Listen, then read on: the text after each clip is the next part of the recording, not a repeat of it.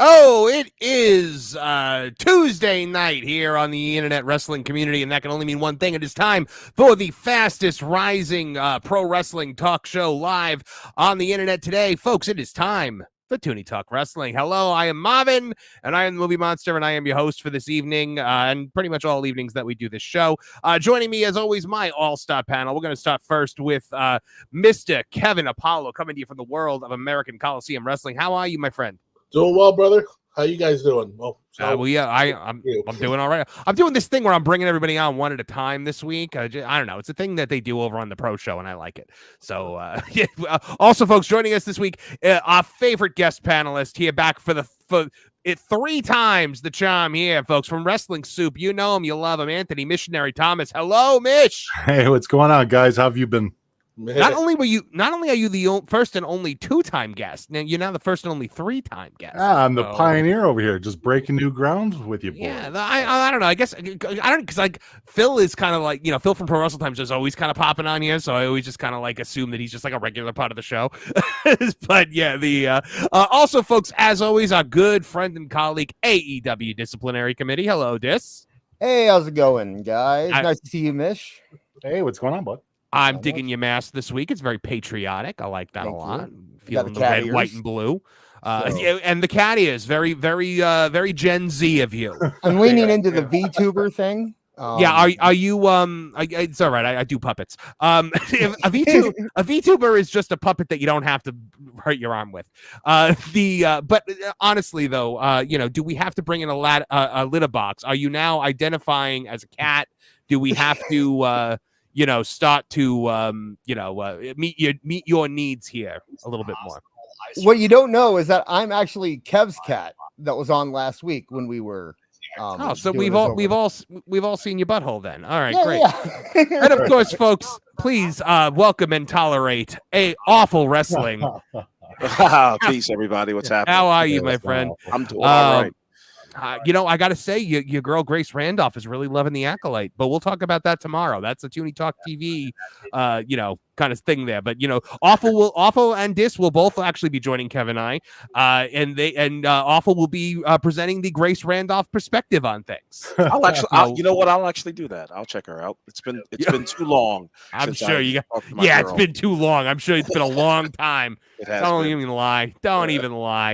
But folks, we got so much to get to, but we got some super chats to get to right out the bat. If you want your thoughts read aloud here on the show, please super chat along with all of us here. Send them in.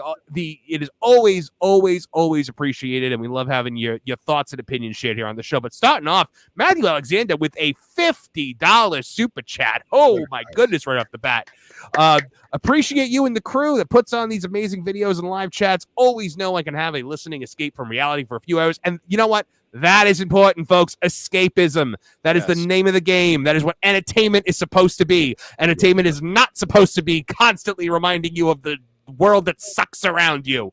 We are escapism, and we are proud of it here on the Tooneytown networks, both Tooneytown Wrestling and Tooneytown TV. Also, I mean, good on my word for doubling on the super chat since you're making the Ric Flair puppet. He did. Matthew Alexander did. He super chatted $25. Said he was gonna double it if I made a Ric Flair puppet. It is in production right now. It currently is. It's a head right now, basically. Like it's a skull. It's like Ric Flair's skull. It's just like Ric Flair. Just like Ric Flair. He's got a little bit of skin hanging off there. Also checking in, Matthew, thank you. So I you know what I need to do? I got to get one of those things that a lot of the shows do, like when you get a really big super chat and you get like the big celebration, like dancing around to the Yub Nub song or whatever it is. Yeah. Just don't do the text to speech thing because our listeners are degenerates. And it was I know that podcast. That would not go well. So you know what I'm going to do? I'm just going to play a couple of our favorite clips rapid fire to say thank you to Matthew Alexander. Well, how about that? that? You're a liar. I have never heard so many lies in my entire life other than when I was saying them. 你好，中国，这是叫西娜，我爱。 My favorite. That Cena quote is the gift that just keeps on giving. I love it so much. I love watching John Cena humble himself before the Chinese throne. Matthew, thank you from all of us here at Tooney Wrestling. Also checking in, Plenty of Pixel Art with $40 checking in. Jumping on the Love Train Tuesday. It's quickly becoming my favorite night of the week. Thank you guys for being here and for keeping all of us so entertained. It means more than you know to some of us. I love hearing that. I love hearing that people are entertained, that's a nice escape for them. You guys are everything to me, right? The dedicating my life to the Tooneytown channels because of everything you guys have done. So Plenty of Pixel Art, another big super chat. I guess that means we gotta play those clips again, right? I mean, that's how it works. We gotta celebrate whenever we get one of these big things. So hold on, let's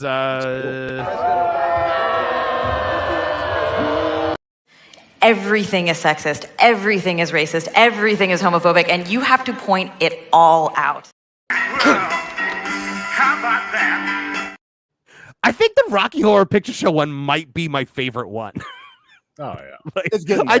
It's just such a fun one to play. Well, how about that?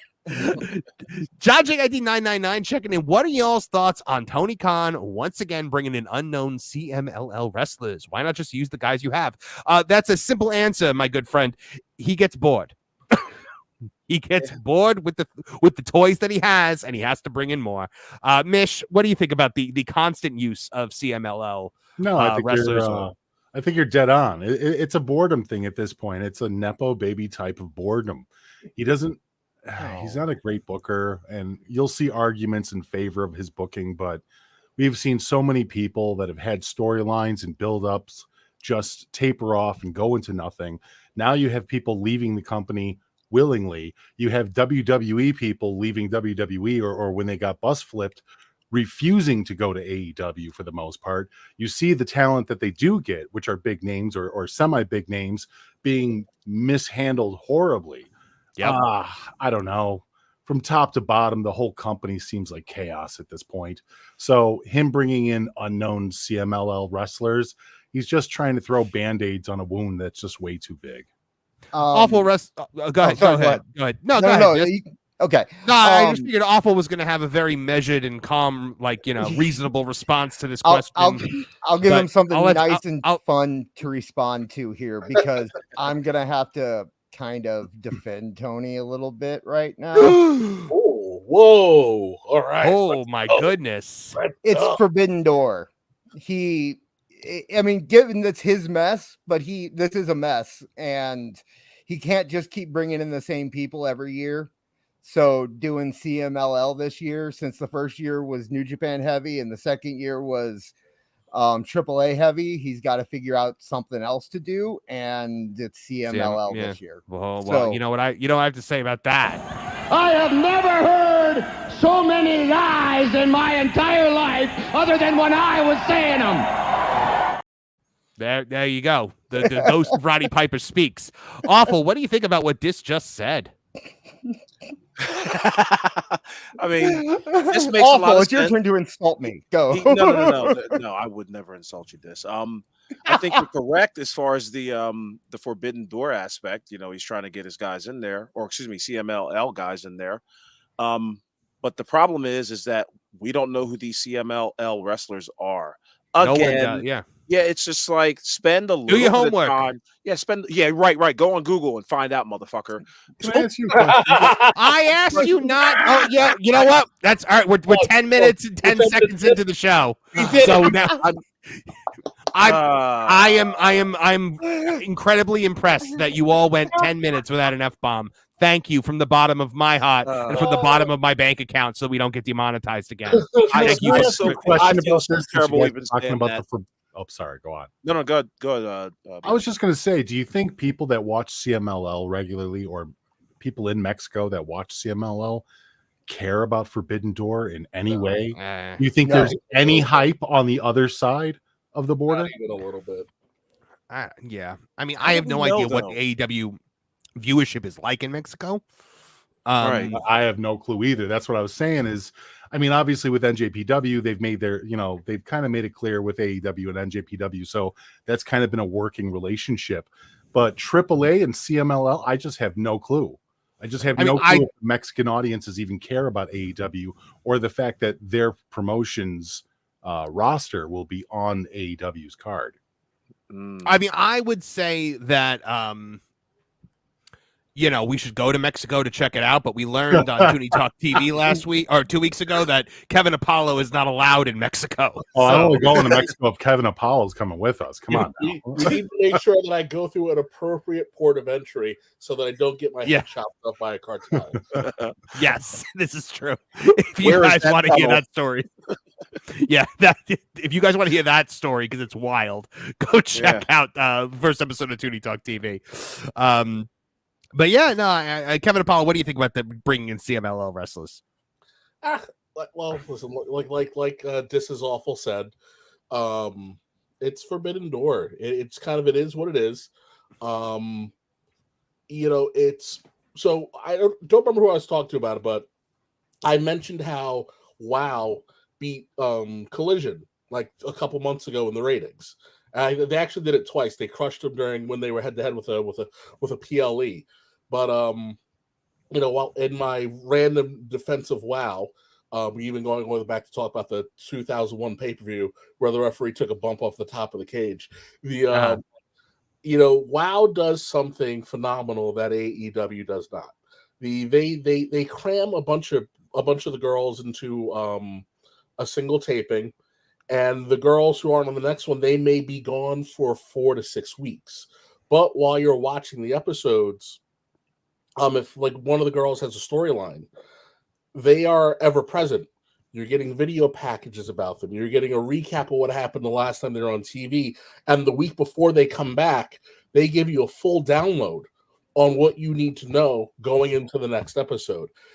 AEW would be a lot more palpable for just normies if you took the 3 seconds to tell them this is why this person is important. I don't need to know that you're a main eventer in CML. I just need you to tell me, and I need you to show me this person do something cool. Right? Like wrestling's about familiarity. That's why everybody only has like three moves. So show me the 3 things I need to see this guy do. Tell me why he is a big deal, and then send me on the way. It's a 45-second video package, either coming in or out of a break. It's so funny. You said it brought me back to high school when I used to still have like arguments with smart marks in high school. And they'd be like, oh, well, so-and-so from Japan can do this, and this. He's the greatest in the world. And I would be like, yeah. And The Rock gets more of a reaction by raising an eyebrow. Right. At the end of the day, it's all about, like I said in the headlines this week, it's all about making the people go yay and making them buy merchandise and making them tune in. Plenty of picks. You hit the move, you do the dance. Plenty of picks a lot with $2 says also read the question posted by the title. No, that question, can AEW become profitable in 2025? Which we'll get to. We'll start off with that once we get through all the super chats. We've got Stephen Nicoyle for $5. Do you think TK is dumb enough to put the AEW championship belt on Osprey at Forbidden Door or at Wembley? Just Monet at Double or Nothing. Gosh. I do not think that he's going to get it before Wembley. I think that personally, I wish he wouldn't get it because he just put a belt on him. But that's coming like a freight train. I think he's going to give Swerve a win over Osprey just to shut everybody up because he actually pays attention to the things that people say on Twitter. And everyone's like, oh, you put the belt on Swerve just to feed him to Will. Kevin Apollo, you were about to say something to this. The answer is obvious. Because if we're looking at how all other AEW champions have been treated, and I can't think of them all, but with the exceptions of like the duds, like yes, we can say Hangman was a dud. I don't count the swapping back and forth with Moxley. It's Swerve has not been treated like the other champions. Jericho got the belt. Jericho was treated like a champion. Moxley got the belt. Moxley was treated like a champion. MJF got the belt. initially he was treated like a champion. Towards the end, it kind of went off into weird Bizarro Land nonsense. Absolutely. Joe, just by the sheer force of Joe's presence, Joe was treated like a champion, but also treated like a transition champion. It was just by the sheer force of Joe's of magnetism. The Swerve has been treated like a transition champion. As a matter of fact, Swerve, if we go off of presentation as everything, Mercedes has been presented to us as though she is more important to AEW than Swerve is as the AEW champion. Yep. So, Well, she's the face of AEW, Gav. Tony's right, Mish? Tony did say that. She's awful, dude. There's almost no redeemable qualities about the Mercedes queen of on cringe. AEW. And I totally agree with you, Apollo. Swerve feels so transitional. And it's like they have an opportunity to do great things with Swerve. Yep. Like WWE fans and AEW fans like this guy. This guy puts on great matches. He has great promos. There's a great look about him. Like there's nothing that this guy has that doesn't scream a great champ. No, you could say it. We're after 10. We're past 10 minutes. I'm trying to curb my F-bombs too. But I really like Swerve as champion. It just seems like AEW and Tony just could care less. Here's a little secret about Tony Khan, and this is why I think Swerve is that he's your best friend and you love him dearly. I love Tony. Well, he gives me hugs, so I like that. Oh, okay. Well, you are a cute little kitty, so. Good Lord. Swerve, I believe, was I don't think Swerve it's true, by the way. It's true. The Japanese people love their cats. Grace Randolph was right. Yep. Mish likes the cat. You do. I don't think that Swerve was ever supposed to be champion. And I think once he got the title, he was supposed to be a transitional champion. And I think that now that he has the title, he's not going to end up being a transitional champion. And it's all because Tony responds to bullying. That's it. Tony looks online and he sees everybody say, I can't believe he didn't put the belt on Swerve. He should have put the belt on Swerve. He's racist. Tony's racist. Look at this. Blah, blah, blah, blah, blah. So he puts the belt on Swerve, but he's like, but it'll just be a transitional champion. And then immediately everyone says, oh, well, Swerve is just going to be a transitional champion. You'll see it. That's not Ospreay's going to win. He's like, oh yeah, well, I'll show you guys. He's not going to be a transitional champion. I'm going to let him have it till Forbidden Door, and now he's gonna draw this meaningless title reign out until Forbidden Door just because the internet said not to, or just because the internet said he wouldn't. And it's very Russo-esque. It's very fly by your pants responsive booking, and it never is successful, but he's been doing it since the beginning of AEW. He changed the entire direction of the company because the internet was bullying him about how bad it was. He can't pick a lane and stick to it. And Swerve is a perfect example of that. I don't think he was ever supposed to be champion. I think he only did it because people were calling him racist. And now he's stuck with it. The racist thing is weird to me because is that just trolling? Yes. I mean, okay. Because I don't genuinely believe, for all the silliness that Tony Khan is, racist doesn't apply. Like that's one thing. It's like I agree. I don't see that. No, you don't get an opinion on. You don't get an opinion on this, Mish. You're white adjacent. Kevin Apollo, you do get an opinion on this. So what do you have to say? You know what it is? It is a holdover from really like the first 100 episodes of Dynamite, where essentially the show was a blizzard. And if you are black eye, like listen, Scorpio Sky might as well have been a Frankie Avalon movie from the 50s. The Scorpio Sky will have just come black eye gone. He was Sammy Davis Jr. in the Rat Pack. That's it. So it's like so you know what? Yes, they did have to eat LaCroix, especially after the debacle of Big Swole. Tony, just for whatever reason, just didn't really utilize black talent well, and people kind of stuck it up his ass. Because of it. There was a thing only two black guys even got shots at the world title before Swerve came along. wrong. And who did he have? Who did he have at the time? Who did he have at the time though that should have been world champion back then? Honestly. Well, we're not even talking about being world champion. We're talking about just being used well.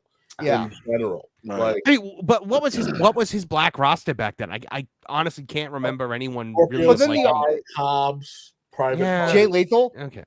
Well, Lethal. The fact that he continues to not use Jay Lethal is the biggest sin that he's ever done. Yeah. Well, and Jay came after the 100 days. And even then, I don't get it. You have someone like Jay Lethal, and how do you not have something for this guy to do? Almost. You don't even put him in ROH. Like that's why I don't even think for him it's a black issue or a racist issue in any way. No. I think he just doesn't know how to handle anybody. Like it doesn't matter what you are. Yeah, he has a problem booking anybody strong. Well, exactly. Name the people that he did book strong. I think is the better question. The guys that weren't already established somewhere else, right? Or guys that weren't booking themselves. The Bucks, Omega, Cody, Jericho. They were all writing their own ticket. Moxley. Who was Tony actually? I think people are just so quick to push the racism button. It's just Tony was always desperate for that gotcha moment. For the first couple of years, Tony was just booking. New America Pro Wrestling. It was just an offshoot of New Japan, and he was just using all the stories. Pro Wrestling. It was just all the stories and all the characters from New Japan. Right. So you can't blame him for what he was given at the beginning, and he didn't have. I mean, although I do think Scorpio Sky, if used correctly, could have been a much bigger star than he has been. Penta too. Penta could have been big. Yeah, he was just coming out of Lucha Underground.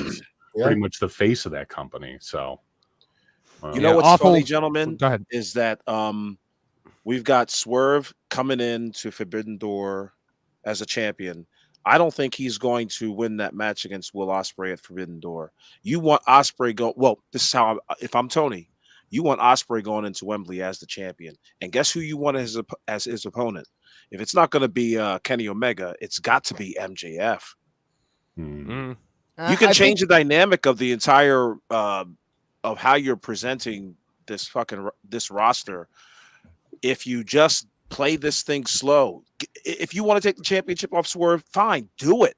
Put it on Will Ospreay, have him overcome some major odd going into Wembley, and so he can go in as champion and go out as champion. That's what I think he's trying to do. I think the moment is you have Will win it at Wembley, but I also do not think Will has. I think Will should win it at Wembley next year. I don't think Will has been here long enough for us to be invested in him having this journey to the world title, and I think you've now put the belt on a champion that people wanted who was over. I mean, Tony's doing his best job possible to destroy that, by booking him into oblivion. Listen, I like Christian as much as the next guy, but Christian has the perception of being an eternal mid-carder, and that's his first major title defense, and they put them on a pay-per-view in the middle of the card. Like, I mean, yes, it's second to main event, I think is what they did, but I mean, like, they're not the main event. That's like my point. Like, not only is this guy getting shaken. Go ahead. Aren't they trying to sell tickets to Wembley? I don't know what the ticket count is, but I mean, if you tell people, like, if Will Ospreay goes on the London tour with the World Championship saying, "Hey, Wembley's coming up," blah blah blah blah blah, he does the local marketing and all that, or national marketing. Do you think that that's going to be something to bring people into the stadium? I don't think it brings in as many people as it would be challenger Will Ospreay being like, it's my home country and we're going to do it together. Yeah, the chase is always hotter. The chase is way hotter. But does Tony know that? Okay, so I'm not saying Tony has the patience for this because he doesn't. He doesn't. But I think what we're finding here through all this conversation is that maybe the best route to go with Ospreay would be the Cody route. Have him lose. Yeah, lose. Have them lose at All In, and then have them go back next year and win the title after a year of build. But who's the opponent at that point? That's what I'm saying. You guys are also doing this real long-term booking, and Tony is not known. That's why I said Tony doesn't have the patience. Booking. Yeah. I mean, which is funny because in the beginning everybody was like, "Oh, he plays the long game, he writes the long stories." It never doesn't happen. Yeah, when the company's 3 months old, everything is a long storyline. Like also. He's in a different area, and I think guys like Will Ospreay are going to be shot to the top as fast as they can in order for him to try and squeeze every bit of value out of him. Honestly, I'm in a weird way of thinking that might be the best thing for him. If you're waiting for these fans to stick around for another year to get a payoff with Will Ospreay, meanwhile, pay-per-view numbers are dwindling, live attendance is dwindling, TV ratings are dwindling. And I know, according to Uncle Dave, none of that matters anyways. But at the end of the day, with this company trying to secure a new deal or a better deal than the one that they've been offered, they got to do everything in their power in order to kind of hotshot the fans back into the show. You know, on top of all that, you also have the looming specter of the WWE is coming for Europe. Very true. So, I agree. If you're gonna do it, but there's a better way to showcase people. Prime example, right? So we come out of the match with Roddy and Ospreay. Roddy loses, blah blah blah. He wants the title shot. It would have been more effective to have Roddy come in and complain about how he wants the title shot, and then someone tells me he doesn't deserve it, and then have Swerve go, "I'll give it to you anyway because I'm a fighting champion." Right. So now everybody gets lifted. The rising tide lifts all ships. And why do you keep calling him Roddy? Oh, kind of, because they kept calling him Roddy. I don't know why. I call him Roddy too. There's only one Roddy, and if you say anything different, You're a liar. What about Ronda? Yeah, Rhonda Piper, right? Well, Rhonda is the regeneration. She's either the regeneration of Roddy Piper as like a Time Lord kind of thing, or Roddy Piper's leather jacket is a Horcrux, and when she put it on, he took over her body. I get to keep going over forever. What do you mean I'm putting over Charlotte? No.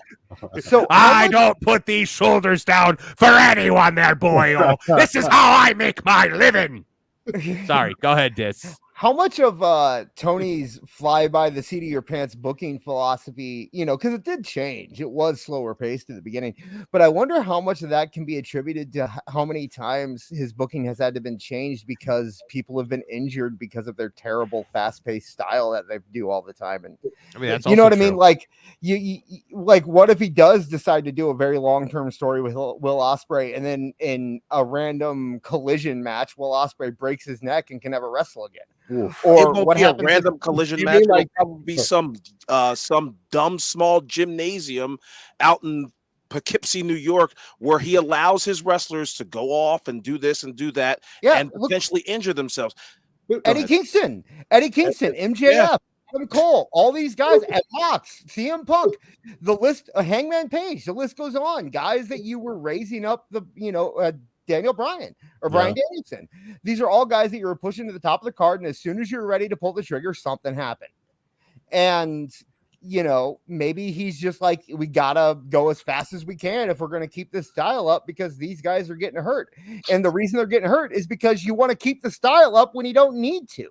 You don't need that style. You'd be more successful without that style. WWE has proven that. They spent 20 years making it so we did not have to wrestle this style. And here you are putting us back to where we were in 1998, where people had to jump off cages to get paid attention to. But doesn't that fall on him being an amateur booker, though? Yeah. Not learning those lessons. Like, I mean, you're right. You're bringing it up with WWE. WWE sparingly uses those kind of defying matches, those scary matches, because they know that there's a potential of injury in having those high octane matches. But Tony doesn't live by those rules. He hasn't had to take those lumps. He hasn't had the experience of knowing when to allow these kind of Jon Moxley matches and when to pull back and allow people to breathe and allow storylines to build. So this is something that I think it comes down to him just being too green.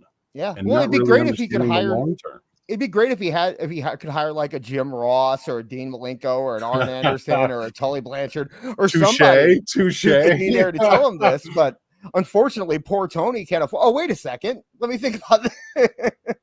Right. What you're seeing right now, in my opinion, why you're seeing a seat of your pants approach is there's a little bit of panic right now. Nothing is working, on this show.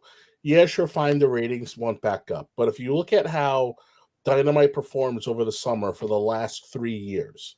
There's a massive cratering right around the playoffs. When the summer hits, just before kind of school lets out, it skyrockets back up, but not quite as high as it was the year before. Then the second school's back in session, probably between let's say around like a Halloween, the ratings tank for the rest of the year. And then you go into the new year at the new low. This is a pattern we've seen before. Right now, they can't get anything to work. Everybody's injured. Nothing's hot. So he's throwing stuff up against the wall instead of taking a more measured approach. Yes, he has to move those tickets for Wembley. That's their bread and butter. He knows what he wants to with Ospreay. It was obvious from day one. Now he's got to find a way to make it happen, but not destroy all of Swerve's equity. Because that's the danger zone that we're in. AEW is notorious for destroying a wrestler's equity.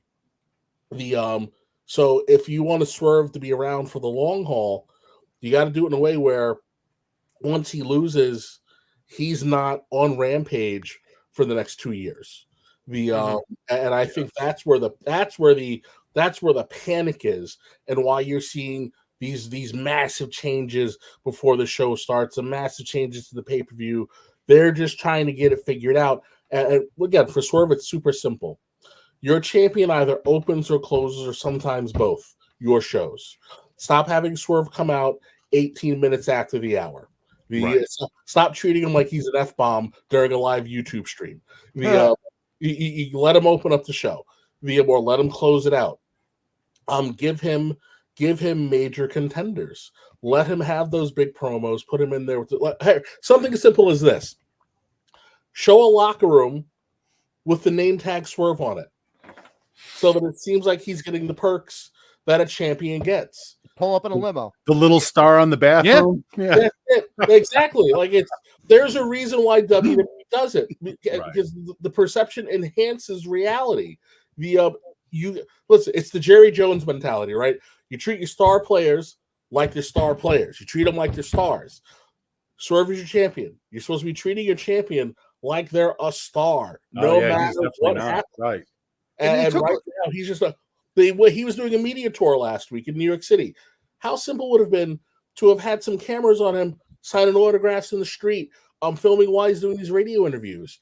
Instead, they used to follow the junkyard dog. They used to follow the junkyard dog around, with getting the key to the city of New Orleans and things like that. Or how about the you just make him the center focal point of your show and have him close an episode out once in a while. Like, I don't know if has he been closing any Dynamites out, or is it just been the elite stuff? The elite stuff. Well, the known ratings killers. Yeah, they took away. He had an entourage, and they took it away when right before he became champion. Took it away.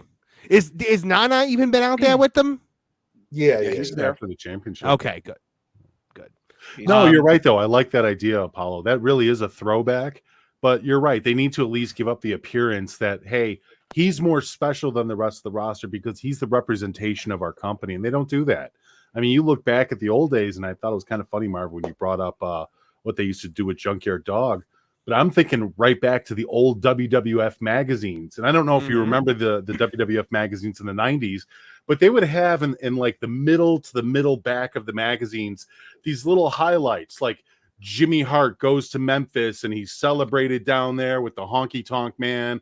And then they'd have other clips where Bobby Heenan goes to like Jude hospitals or whatever, and they show him being a heel, like kicking at some kid's cast, but it's all for fun. You know what? You know what I mean? But they do special things. WWE, even back in the day, did so many special things to highlight their talent and make them seem special in the real world and not just on television. But I agree with both of you that on TV he needs to look like a champion, but I love the idea of them doing something with Swerve outside of AEW completely and highlighting things like that. Or how about Rusev Day? I mean, there you go. I mean, right there. I just wanted to do the little sing-songy way that they do it. John JID, I'm watching The Acolyte tonight, and it's going to suck so hard. I feel so bad. I have radicalized John, I think. Like, he's such a great guy. He's such a anytime I post that I'm going to be on somebody's stream, John always shows up. He's been coming around to the pro show and that Bach place and stuff like that when I'm doing those shows, and he's just hearing us bitch about entertainment. When he first started coming in, he was like, I'm a wrestling fan, you know, like I'm just here for Marvin, and like but I don't really know much about like the pop culture stuff, and now he's like, the Acolyte's gonna suck. Like, I made him this jaded nerd, and I feel bad for it, but I'm like, at least I've opened your eyes, lad. So, John, if you want, you can suffer with me at midnight when I put it on. Oh, good Lord. Yes. I'm making Kevin Apollo watch this so that we can rage out tomorrow night at 5 p.m. I just want to point out, I watched Double or Nothing for 5 hours. And you did? Got to talk about it for about 15 minutes because of a tornado. Well, you out.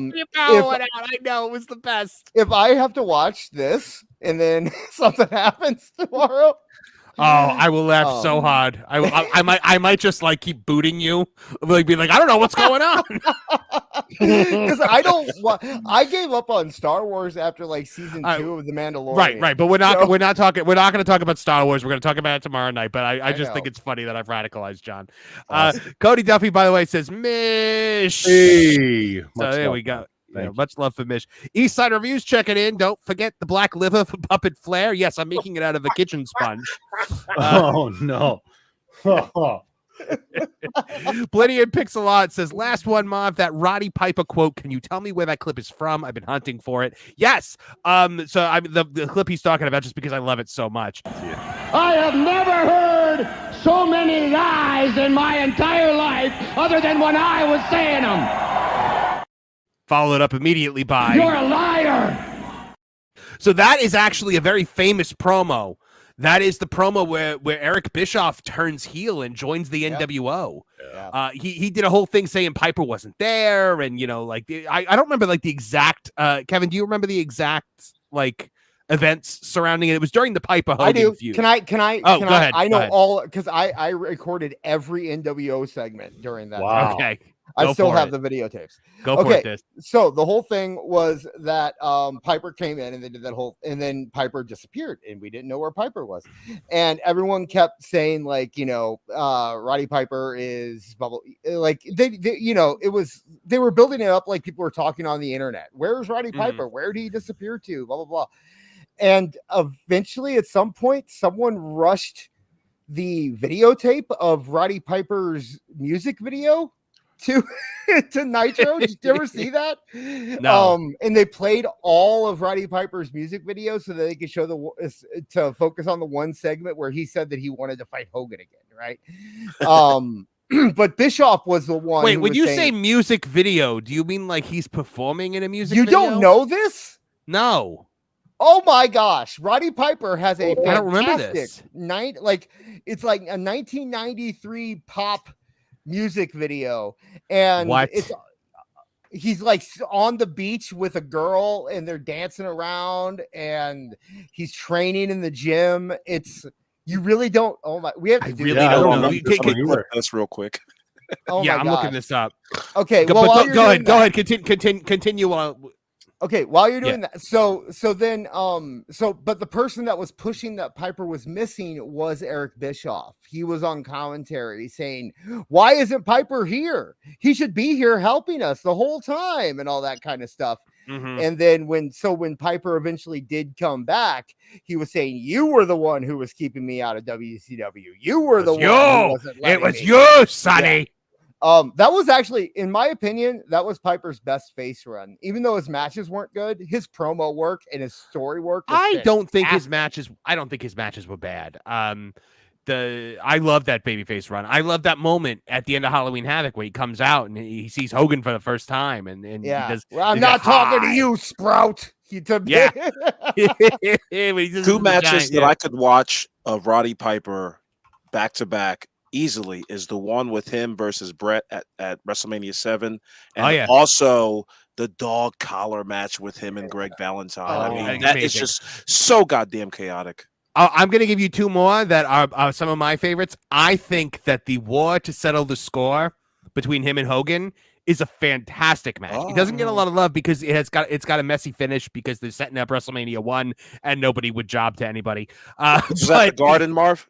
I believe it was, yes, but it's the big event right before WrestleMania 1 where they set up, like Mr. T and Paul Orndorff run at the end and all that other stuff. And I love the war to settle the score. I thought it was very underrated, and I really love the backlot brawl with him and Goldust. Yeah, that's a great one too. At WrestleMania 12. Yeah, it's that's a fantastic match. Him and Dustin really tear it up. I mean, he gets hit with a car for crying out loud. If you put those two segments together, it's a great match. But I think it was a sandwich between some bull crap.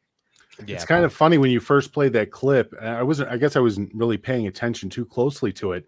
I thought that was the clip from when Piper was in TNA. Right. He was cornering Russo. About the death of Owen Hart. Why'd you kill my cousin? Yeah, he went off. No, the best was when he had Russo on his podcast. Oh my and God. he eviscerates him with just the it's like, okay, welcome Vince Russo to Piper's Pit. Roddy, thank you so much. I'm so glad to be here. Thank you so much. Okay, so why'd you kill Owen Hart? What did he ever do to you? And it is just non-stop for like an hour. And I remember Cornette has it, Cornette's on Piper's Pit later, and he's just like, I gotta tell you, Roddy, I was so mad because I'd heard that you had Vince Russo, the Archduke of Talonberry, on your show, and and I thought you were gonna be praising him, and then I listened to it, and you gutted it with a rusty fishing knife, and my faith in the hot rod was restored. I love that. OC Steve checking in says AEW greater than the Venom trailer. I have not watched the Venom trailer yet. I haven't seen that yet either. I have heard that. We'll talk. I'm going to watch it before Tooney Talks TV tomorrow. So I'm going to keep that talk over there. But I have heard that it's just them trying to be Deadpool, and I'm not a fan of the other two. Venom movies. So that's pretty much the only movie to see this summer, right? Is Deadpool. Deadpool and Wolverine, yeah, pretty much. But that's a tomorrow thing. JPS checking in with $10. Thank you so much. Says AEW has no story structure, nor do they know what ring psychology is. As long as Tony Khan keeps playing GM mode with the company, it won't be profitable. Thank you. Someone keeps saying what I keep saying. He is playing the crappiest version of the GM mode ever. Like on expert mode. Yeah. I guarantee he played Extreme Warfare Revenge in those booking simulators. That Adam Ryland, baby. Oh yeah. Yep. Oh yeah. Absolutely. Joe Punches with $2. Thank you so much. Says I came to learn more about PLEs and pay-per-views. Hi, Mitch. That was the whole thing with Swerve being like, we don't have PLEs, we have pay-per-views. Basically did the reverse of the joke that I make on the Headlock headlines, where I'm like tongue-in-cheek about it, but he was stone cold serious. Yeah, I didn't even think about that. I didn't put it together. Jake with $2 says NJPW, New Jacksonville Pro Wrestling. That's pretty good. That's a good one. Really good. That was worth the $2, my friend. Joseph J. Alexander checking in with $5. Thank you very, very much. Says Tony will put the belt on Ospreay at Forbidden Door, and then just have him go over Mox at Wembley for the IWGP as well. Just watch. That's something I hadn't thought of. He's gonna definitely have him beat Moxley too, and get the IWGP title. They and then they're just gonna kill Will Ospreay dead in the water by giving him exactly what they did to Kenny Omega when he was the biggest thing in wrestling. They put every company's world title on him at the same time, and it was just like, nah, people stopped caring.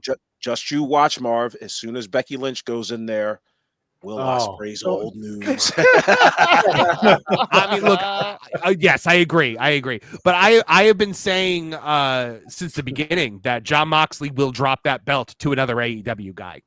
It'll be the TNA title all over again. Remember, Kenny dropped it to Christian on Rampage, and then Christian had to go drop it in TNA. Moxley will drop it to like Kingston. No, it'll be Orange Cassidy. I'm telling you. Yeah, it'll be probably. Oh shucks. It'll be like Okada or someone like that. Yeah. Hey, that's a good one. Because that will be a good one. New Japan's already complaining about, like, if they just put there was an interview today where one of the Bushi Road guys said basically like he's tired of being looked at as a developmental company for subsidiary. For he said, a subsidiary of AEW. That's what's happening. It's the truth. Yeah. They want to be on equal footing.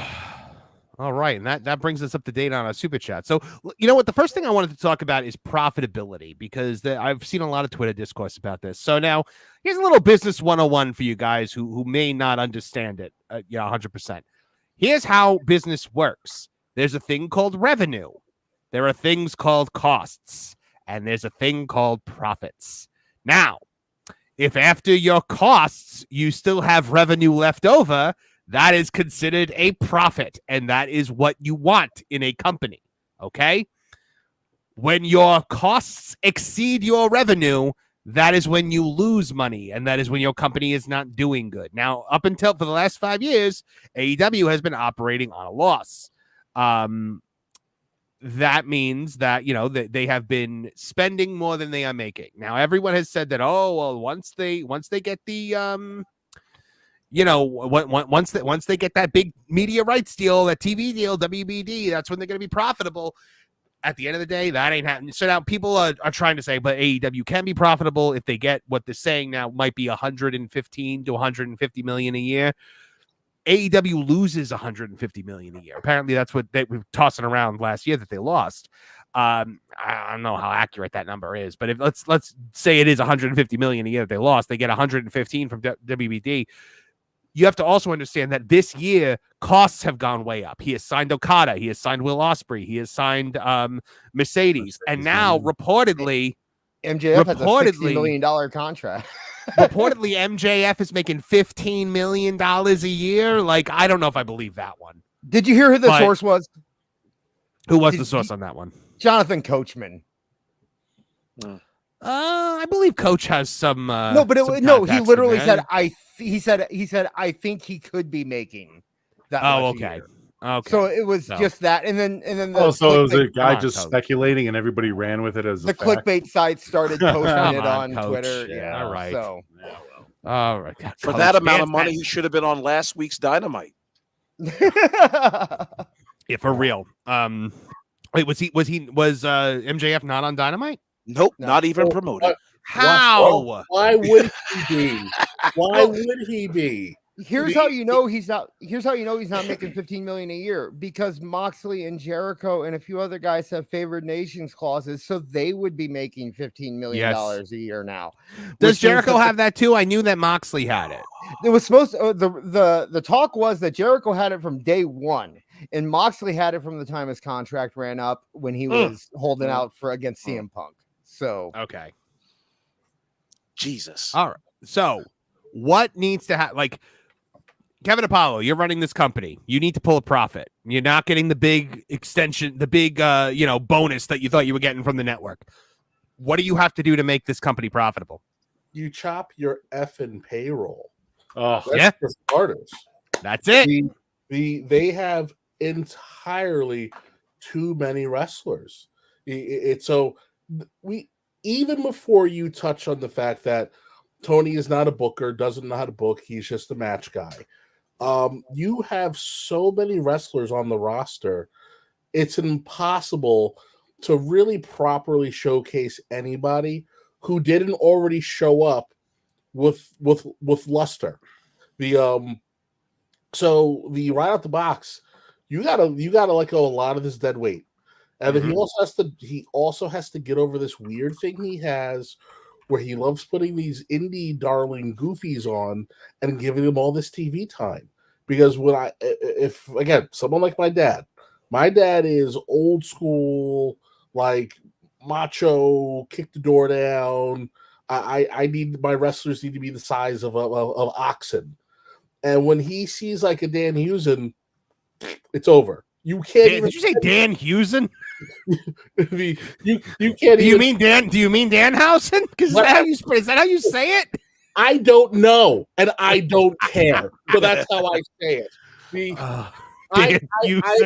Listen, you put all these victim weight people on the show, and you have these little effing dweebs running around kicking the shit out of Brian Cage, and you wonder why no one's watching it. Because it's not credible. Then we talked about it the first couple of shows.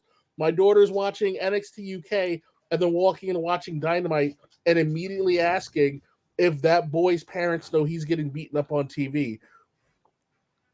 Well, you know, it's the thing that you've always said to me, Kev, for years, where you've always been like, it is the person you have to convince is the dad who brought his kids to the show, who's not a fan, who's going to look at a skinny little guy and be like, I could kick that guy's ass. Yep. That's it, exactly. If I'm sitting on the other side of that rail, I'm going to go and I can whoop this guy's ass without a problem. You have no credibility. Right. That is 100%. It's an aesthetic business. It always has been. It's a throwback to the gladiator games. No one was paying money. No one was going to the circus to see a 120-pound guy fight a lion or another 120-pound guy. They were paying to see jacked up animals chop someone's head off or fight to the death. Fast forward all these years later, again, like you had thousands upon thousands upon thousands of people going into Central Park. I think it was like the last Sunday of the month to watch to watch Gotch fight somebody because it was then. And these weren't like how we look at matches today. These were Roman Greco matches that could have lasted sometimes up to 3.5 hours. Right. It's like people stood there and they were transfixed because these wrestlers are supposed to be larger than life. It's got to go back to the carnival. When they were picking people to pull out into the ring, they weren't looking for the average person. They were looking for the guy who was bigger than everybody in the crowd. They're supposed to be the best of us. Absolutely. So it's like it's the superhero mentality. I don't want my Superman being 194 pounds. It doesn't work for me. That translates across the board. So now you got to start going, hey, no one watches my show. No one's watched my show for 3.5 years. As soon as that honeymoon period ended, it's diminishing returns across the board. So first, I got to chop payroll. Who's going to go? People who don't look like wrestlers. People who don't look like wrestlers. People who don't have on TV. Period. That's 95% of that roster. They got 150 plus people, Apollo, on that roster. You're telling me we can't get rid of 140 of them? Yeah. Do they actually have 150 people? Because I had an idea for a song parody. Oh yeah, they got 150 plus. But yeah. I'm gonna float the idea here and see what you guys think. What if I do the poke rap with all the 150 wrestlers on the AEW? That's gonna take a while to write. That'll take a while to write. But come on, that would be really funny. Like that'd be great. And Rusev would be too. Yeah. But yeah, that's the problem, though. I agree totally with Apollo, and even what you're saying too, Marvin. It's when you look at the first things you need to change in order to soften the blow to the wallet, you got to go through that roster. You got to get rid of people that you have zero plans with, or don't see a future in, or are just kind of hanging on because you had a whim one week and not the next. I think the majority of the issue is that they're paying people that will never be on TV, that will never sell a T-shirt, way too much money, paying them any money. You know, like it's a different style of business when you're working against, TV contracts and playing to a global audience. This isn't like it's just somebody's gym show, and it's like it's as I've said before. This man, first off, we got to all understand this company was built on a tweet that said, I bet an independent company can't fill 10,000 seats. Right. Okay. If you're trying to make a business, anybody who's involved with business, you want to experiment. I've always said that they should have ran like 3 or 4 pay-per-views before they should have even gotten on television. They ran one pay-per-view and was just like, oh, we know our focus group. We know who likes us. We know who doesn't like us. It takes so much more than that to get on television and to be successful. You got to find out, like, what does your audience like?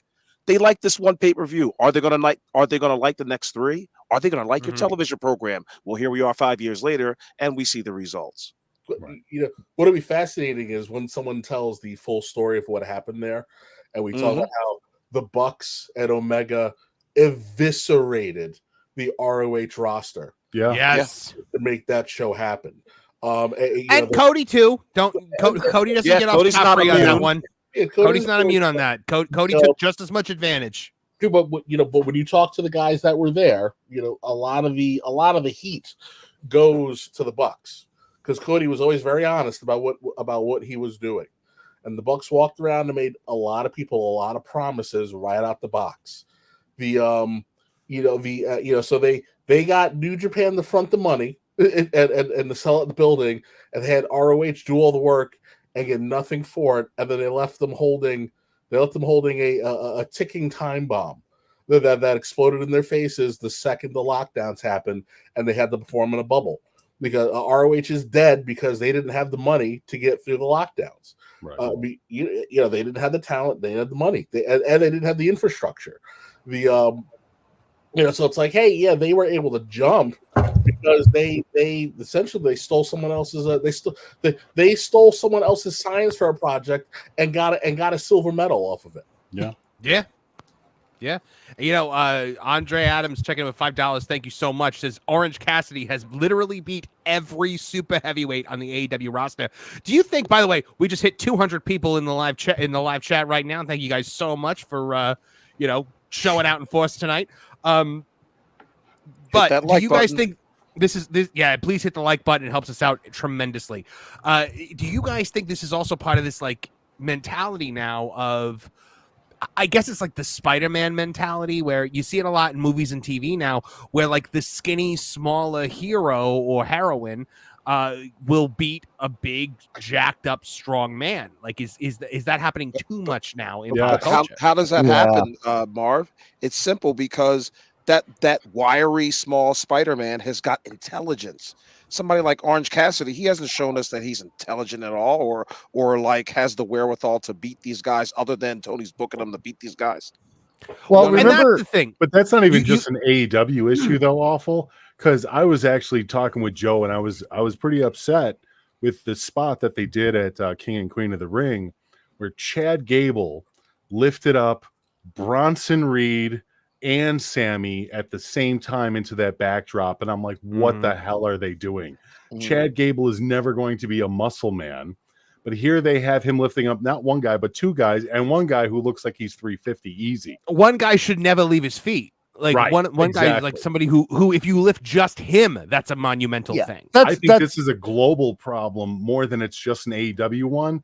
I think that this whole little man bench pressing, gorilla pressing big guys, it's silly, and it makes everything look. And it's not just a wrestling problem; it's an all entertainment problem. It is. We've come to this point where you've got like a television show where Galadriel is like 120-pound elf girl, goes into a room and fights off like 20 big men and walks out with a smirk on her face. Like it is. Do you know why the David and Goliath story constantly gets brought up and used?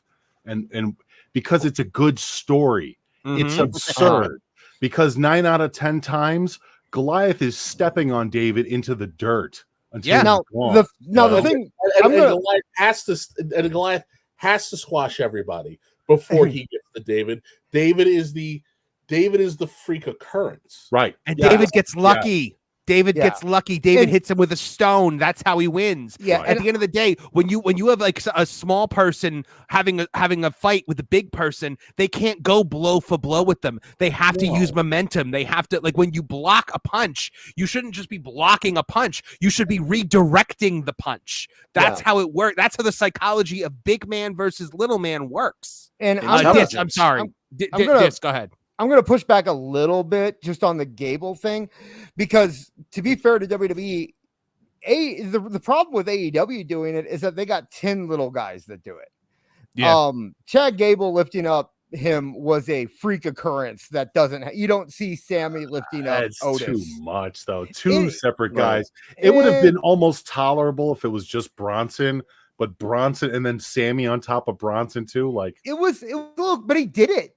I mean, he could do it. That's the thing, is like he did it, I mean, it's hard because Gable's an Olympic athlete and he has been billed as being a legitimate, So when you have somebody yes, like but that, you know what?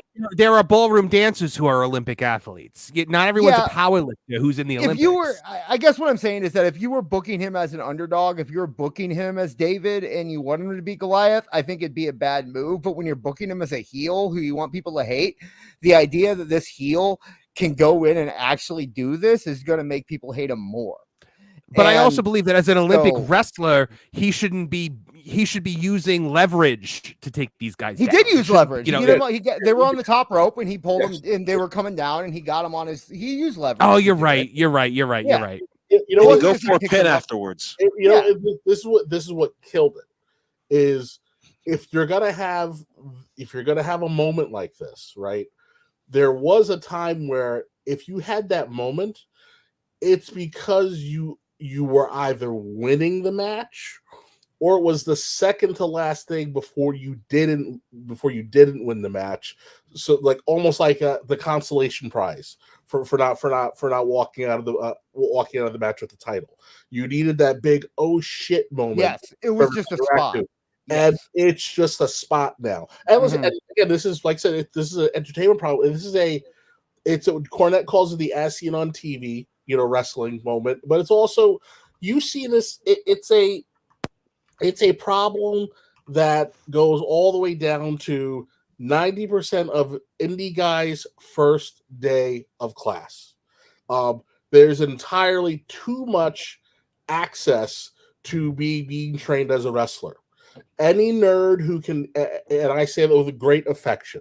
I say that with great affection because I am a geek, but I'm also a 345-pound animal. I understand my place in the totem pole.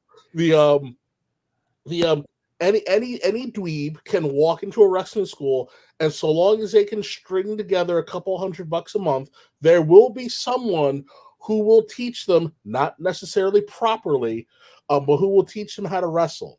And because that 110-pound dweeb now knows how to wrestle, they're going to get another 110-pound dweeb. And they think that they're now entitled to go wrestle a Brian Cage and hit him with a triple power bomb and 40 Canadian destroyers. Versus back in the day, like I said, when I first got trained, where there was still a vestige of secrecy, Jesus Christ, we didn't even know how to get gear yet. Like, and you were, oh well, you guys are gonna have your debut match in a couple of months. So you got to get gear. No one even knew where to get gear. You had to run back then. Back then, the only game in town was like Easy Money, wasn't it? I remember you talking about that. And if you were gonna give Easy Money, good luck with that. Now wait for 2 years. Now I can head down to one of the local schools. The kid is there at his first day with the freshest gear, and he's doing shit day one that he shouldn't be doing until month 5. And so it's like it's a problem that's pervasive, but it's also why places like WWE put super emphasis on grabbing college athletes, guys who washed out of the combines and didn't get into the NFL. It's like they're looking for elite level athletes because back in the day, 60s, 70s, 80s, there were no major NFL contracts. These guys played during the summer. They wrestled during the winter. They snatched them. They snatched them out of college. They were great wrestlers, but they weren't going to the Olympics. And they all knew each other. And because they had that mental toughness, that grit, and they also understood the importance of your place on the team, you were able to tell certain stories. You were able to protect everybody. It wasn't the, hey, I match one. We're going to do every effing move under the sun. Follow that. Mm-hmm. It's because these guys were coachable as well. I mean, you can train a college athlete faster than you can train some knucklehead that just got off a trampoline. Piggybacking off that, I wanted to ask you, that's Apollo for about a minute now, but when we were talking about the big man dynamic and then with these little guys and stuff like that, just curious, no names, but was there ever a little guy that came up to you and kind of thought he could push you around in the wrestling ring? Yeah, that crap happens all the time. And it's a lot of it comes from how you're trained. And listen, I'm not saying you got to be a dick because you're bigger. When you're working out, everybody's got to be able to do everything. Right. So like, but when it comes time to perform in front of people, in front of a paid audience, it's simple stuff. Like if I'm going to wrestle someone who's, let's say, 175 pounds, you should have a really hard time Irish whipping me. It's none of yes, right. You fling me off and I'm going full speed. Like, it all matters. It all matters. Like, and reversals for the love of God, reversals. But again, like, that's why, like, listen, like the way, like, that's why you kind of have the rule of 3, right? Like, a big man can bump for a smaller guy, but the smaller guy has to work 3 times harder than the big guy. Or hope and pray that he slips on a banana peel. That's how, So yes, like, fine, like, you may come in and one clothesline, like, oh, he's second clothesline, oh, maybe you duck the third clothesline, but the kid runs up onto the middle rope and comes off the middle rope, and now you finally take the big bump, and everybody goes ape shit because you had to earn it. Yeah. And a lot of times when you see these matches, they do stuff and it wasn't earned. It wasn't earned, so it doesn't mean anything. It's just a bunch of people doing everything they know how to do and trying to cram it all in 7 minutes. Yeah, here's a random bit of a deep cut too. If you want to see what I've always looked at as the quintessential small man big man match, go watch WrestleMania 5, The Rockers versus the Twin Towers. It wasn't a long match, good one, but it was to me, it was the outline of what a big man little match should be. I do have a real quick question for Apollo, not to make this the Apollo shoot interview or something like that, but how much of that is on the bigger wrestler to say, no, I'm not doing that? You know what I mean? Like, because I know these little guys, because the little guys are gonna pitch it. It is on the bigger wrestler. Like, I'm not doing that. And I get it. It took me a very long time to realize I wasn't being a dick. By going, I got to protect myself a little bit. I was literally just going to say protecting yourself, because that's kind of the whole thing, right? Like, you are your own brand. Even when you're working for a company, you are your brand, and you have to protect that brand. And guys like Luchasaurus will give these guys everything under the sun, whereas, you have to protect yourself. You have to, because if 20 small guys are throwing Kevin Apollo around the ring, that's not a good thing. That's not a good thing for you in your future. The biggest offender is Brian Cage. You look like Sabretooth, you want to be Wolverine, but you wrestle like Jane, waiting to be rescued by Tarzan. It doesn't make sense. This is a guy, by just off of sheer aesthetics alone, this is a guy who should be in world championship contention. And he's not, but he's not because of what he does in his matches. I don't need to see you do a flippity-doo off of the top rope. I need to see you doing clotheslines. I need to see you doing gorilla presses. I need to see you doing things with explosive movement. You're more likely to see Brian Cage get powerbombed than a Brian Cage match than you are to see Brian Cage give a powerbomb. Yeah. It's like he's never protected himself. I think I remember hearing Big Show say, like, when he would like come off the top rope and do like a missile drop kick, like Kidman used to be like, well, what the heck am I gonna do now? That's it. Because exactly. Who cares if I do it if you're doing it? Or Brock.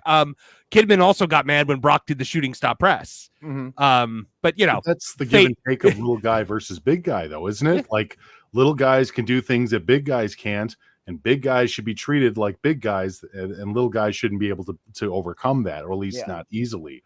Well, and you notice absolutely a dynamic of weight. You notice when the Giant became the Big Show and he went to WWE, you never saw him come off the top rope again unless it was a very, I don't remember ever seeing him do it. He might have done it again, but like back in WCW, he was doing missile drop kicks all the time. Right. Yeah. Okay, look at it like this. Take a Braun Breaker. Braun Breaker's not a big guy. I mean, he's a big guy in terms of walking around the street, but compared to WWE and AEW guys, he's a moderately large guy, but he's not like a Brian Cage. He's not a Wardlow. He's not a Brock Lesnar, Have you seen Braun Breaker since he's been called up to the main roster get off his feet? Yes, he did a Frankensteiner this week, didn't he? Okay, no, he landed on his feet. He landed on his again, Braun is a great example of this is a guy. He's bigger than the average human, but not bigger than the average WWE employee. Right, but they're booking him. Oh, you mean guys do it to him? Okay, yeah, they're booking him like a monster. They're booking him the way that a Wardlow or a Brian Cage should be booked. He should not be knocked down. It should be very difficult to knock a guy like that down. And Braun Breaker is coming across like a monster because they're not letting guys do this. They're not letting Ricochet go in there and drop kick him until he falls down. Taking him down with one drop kick. When somebody eventually gets him off his feet, there's going to be a pop. It's going to be a big deal, and it's because they booked him that way. And that's what's missing now from guys like Wardlow and even Omos to an extent. The Giants. Singh should have never been in the ring with Bryan Danielson a few weeks ago. Like stuff like that. These guys need to be protected, and they're doing a fantastic job with Braun, where other companies have messed up with some guys similar to him. Is all I'm saying. One of my favorite big man spots to really get a big guy over. If I see it, I'm always like, "Oh, that's it. That's the greatest spot of all time." Two smaller guys go to double suplex a big guy. Yeah. And the big guy stops him and suplexes both of them. That is a spot that it gets over every single time. I don't care who you are. I like the Yokozuna Bret Hart clothesline spot. Oh, I'm a simple guy. I like the Ultimate Warrior Gorilla Press Slam. Yeah. I am all about that. That was fun as hell. But when Bret goes and he tries to clothesline him once and Yoko just kind of backs up a little bit. And then he goes the second time and his arms start going back. And then he goes the third time and he's back up straight. I like that spot and you don't see it. Those are spots that like guys like Braun, Otis is good about not getting off his feet too. I wonder if he speaks up a little bit more than the other guys do. But anyway, moving on. You also have agents who are listened to in the WWE as well. So it's like, they're going to tell you, what do you want to do? Okay, why don't you try it this way? Or no, that's dumb. To do this instead. So everything's designed to preserve, the logic. Again, if you think about we didn't love Goldberg because of his technical prowess. We loved Goldberg because he was gorilla pressing dudes. If he grabbed you, you were the guy was flying through there 1,000. Especially when Goldberg first debuted. And he didn't quite know how to control his strength. Goldberg was shoulder tackling guys, and they were legitimately leaving their feet flying across the ring. Yeah, or even Ahmed Johnson, right? Well, I understand. When you see when Ahmed Johnson first popped up, there is no mystery as to why Vince thought that this guy was going to be a champion. He was bigger, stronger, just a freak of nature. The Steiner brothers, these guys, they're just giants.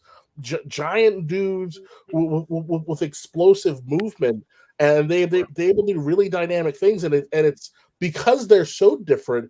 It's a spectacle. The OGB, the Ultimate Warrior. No one looked like the Ultimate Warrior back then. So it's like you see this veins bulging through the neck.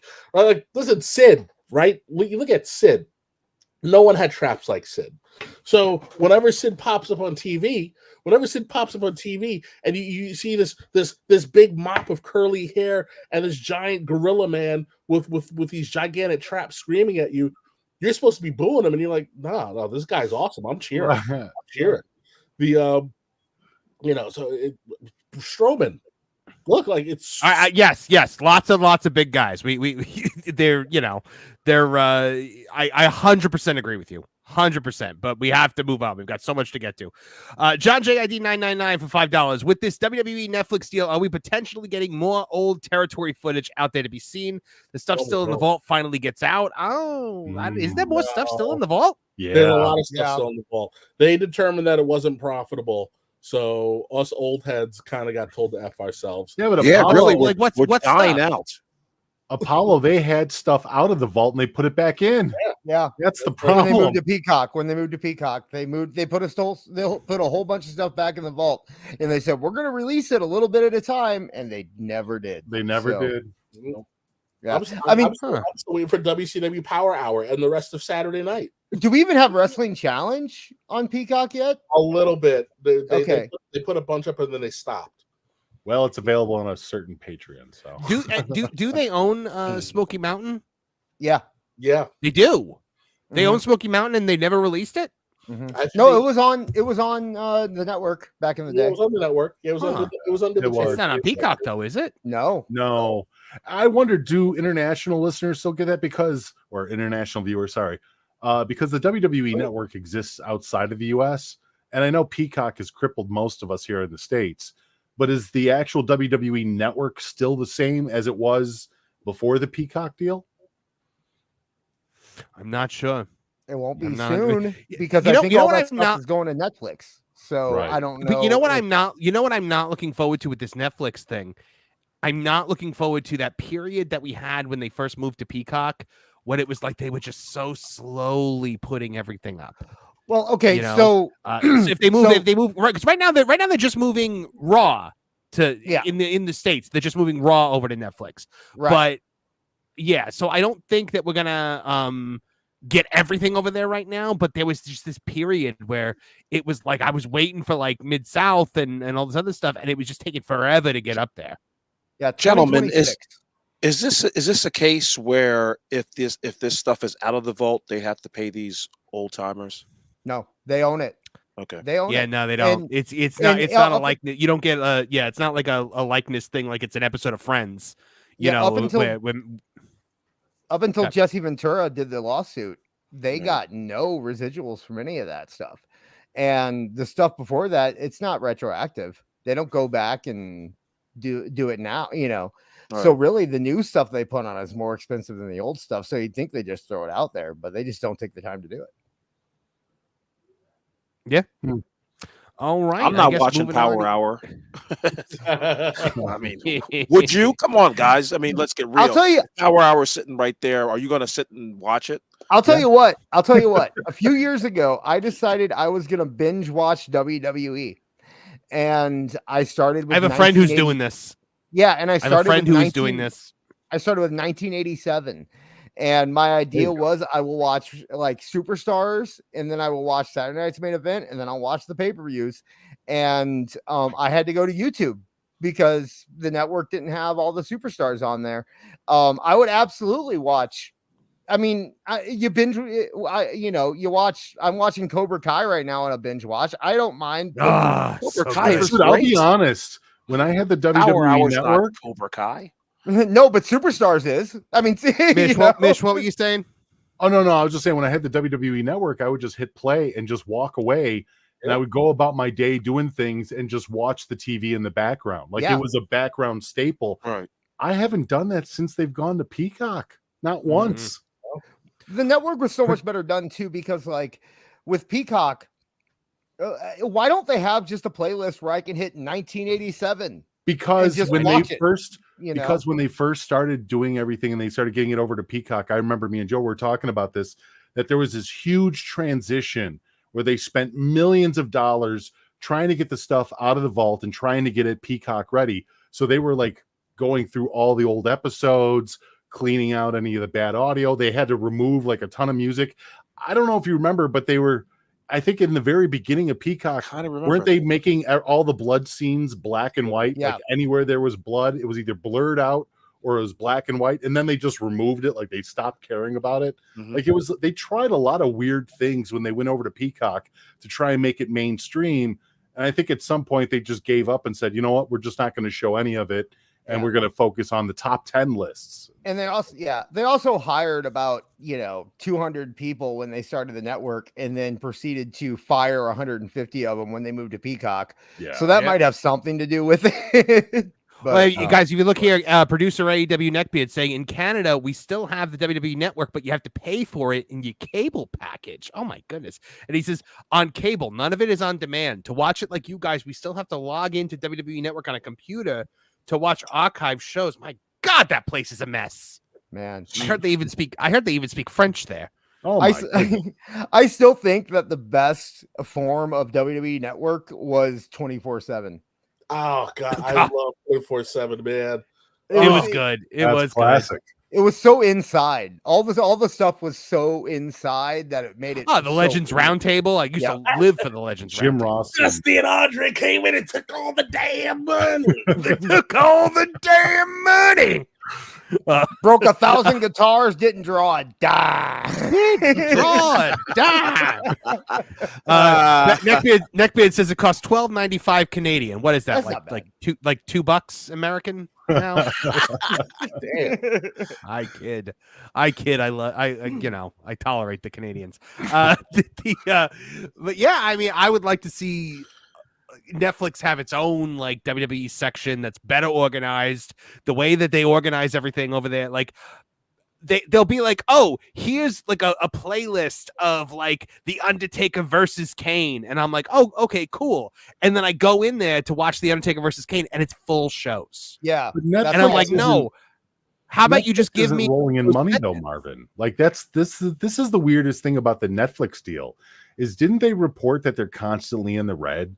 Like, isn't that a problem? No, well, especially since COVID, like they're kind of going down. And I kind of have this weird feeling like putting WWE on a live streaming service and giving this kind of connection to WWE is almost a Hail Mary for Netflix. Netflix has seen a big resurgence in the last year or so. It is currently the #1 streaming service in the world again. Okay. What's interesting is, you know what is like the fastest rising one in the world is Tubi. Yeah, Tubi's great. Tubi they love it. Yeah, Tubi's free. The fastest. Tubi just overcame Disney Plus. Mm-hmm. It's free. It's profitable. Just like Pluto is more profitable than Paramount Plus. Three commercials, and listen, I love Pluto. Watch Barney in the morning. Watch Star Trek all day. I get bored. Maybe I throw it on Doctor Who. Maybe I'll throw it on Mystery Science 3000. Maybe I'll throw it on a Bar Rescue. Maybe I'll throw it on. Oh my God, dude! You got to invite me over. Holy shit! I love all of those. Really? Pluto's free. Download including it. Barney. Including Barney. Yeah, here's a recommendation for Pluto. Is the TNA channel is fantastic, but Riff Tracks. The old, it's another MSTK thing, but Pluto is fantastic, and they do have they have a whole wrestling channel that's not TNA. It's great. During the lockdowns, I watched so much terrible wrestling because of Pluto. Like that Urban Championship Wrestling. I watched 3 drive-bys on wrestling. I watched them. I can't remember who it was. That there was a shootout in a club, and then when they went back to investigate, there was a brawl. I don't know what's happening. It was Urban, right? It was Urban Championship Wrestling, the Master P company. Yeah. I watched that. Wasn't it? Didn't WEW also kind of have their shows up there? But the funny thing about WEW is they show X-rated content, and they didn't even remove it. So you got all these naked women just jumping around and stuff, and then you have Amanda Storm versus Alexis Laurie. It's like, oh, okay. It was just on like 3 weeks ago, and it's 10:00 in the morning. I just thought, I was like, wait. I was like, holy shit! Why is this on right now? It's for those. It's for those morning gooners. Yeah. No, but I love the idea that I can turn on Pluto TV and watch a random Impact from 2008. It's one, because I'm never going to turn on a random Impact from 2008, but if it's on TV, I'll watch it. So I recommend those free ones. Those are great. Yeah. Speaking of things that are great, here's a story that I wanted to bring up this week. Let me just share my screen to get it up there. Former WCW valet says she dated AEW's Jim Ross. He's rocked my world. In 2017, AEW announced that Jim Ross tragically lost his wife, Jan, after 24 years of marriage. Since then, Ross has been mum about his personal relationships, but details have emerged about a former colleague from his WCW days with whom he may have found time to reconnect with in the period following Jan's passing. Former WCW and WWE personality Missy Hyatt was a guest on Cafe de Renee with Renee Dupree, which, love that show. We had James on a couple weeks ago, where she dropped a bombshell about her and the legendary announcer. She says, me and Jim dated for a couple of years. About 2 years after his wife passed away, we dated for almost 2 years. So yeah, I rocked his world and he's rocked my world. Okay. Wait. This is 2016?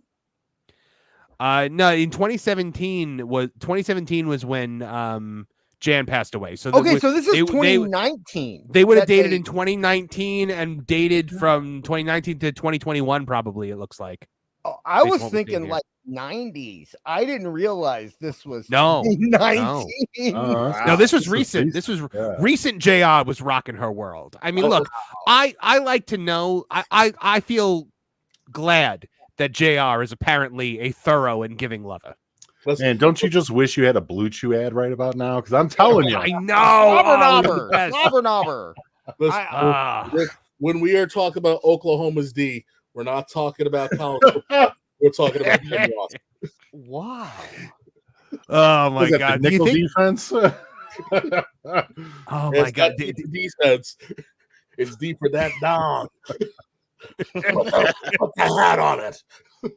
I love Jim Ross even more for that. How do you not love Jim Ross even more for that? At his age, still going out there, still getting it done. You know, like good for him. I'm glad the dude is happy because I remember when his wife first passed away. There was a lot of sadness going around, not just from him, but even a lot of the fans felt so bad for him. So I'm kind of happy that he's gotten into his groove. And I mean, obviously with a colleague, Missy Hyatt was absolutely gorgeous. She's still very attractive, but good for Jim Ross for still, having the libido in check. You know what I mean? Yes. AR got his groove back. Right. Maybe that's why. Maybe that's why Jim Ross didn't care about what was going on in AEW because he had Missy Hyatt. Who cared? Whatever. Yeah. Tony won't listen to me. Fine. I don't give a shit. I'm doing my podcast. I got Missy. I love AEW neckbeards. Does JR keep the cigarette in his mouth? I think he puts it out. He puts it out on the back. Oh my God! He wears the hat. Hey, there's no way he doesn't wear the hat. Sure. You know what though? You know that he wasn't lying when he was shilling for Blue Chew. He was. Yeah, they probably. I'm not just their advertiser. I'm their greatest customer. I like to think that he is like as loud and boisterous as he was during like the Triple H like heel run of the early 2000s. Where he's like, "Why, you son of a bitch? Tell me why." That's funny. Take it. Matthew Alexander checking in with $5 says JR's business was really picking up with her, wasn't it? Yeah, business was certainly picking up. By God, that man has a family. Stop beating it up so bad, you son of a bitch. It looked like a $2 steak.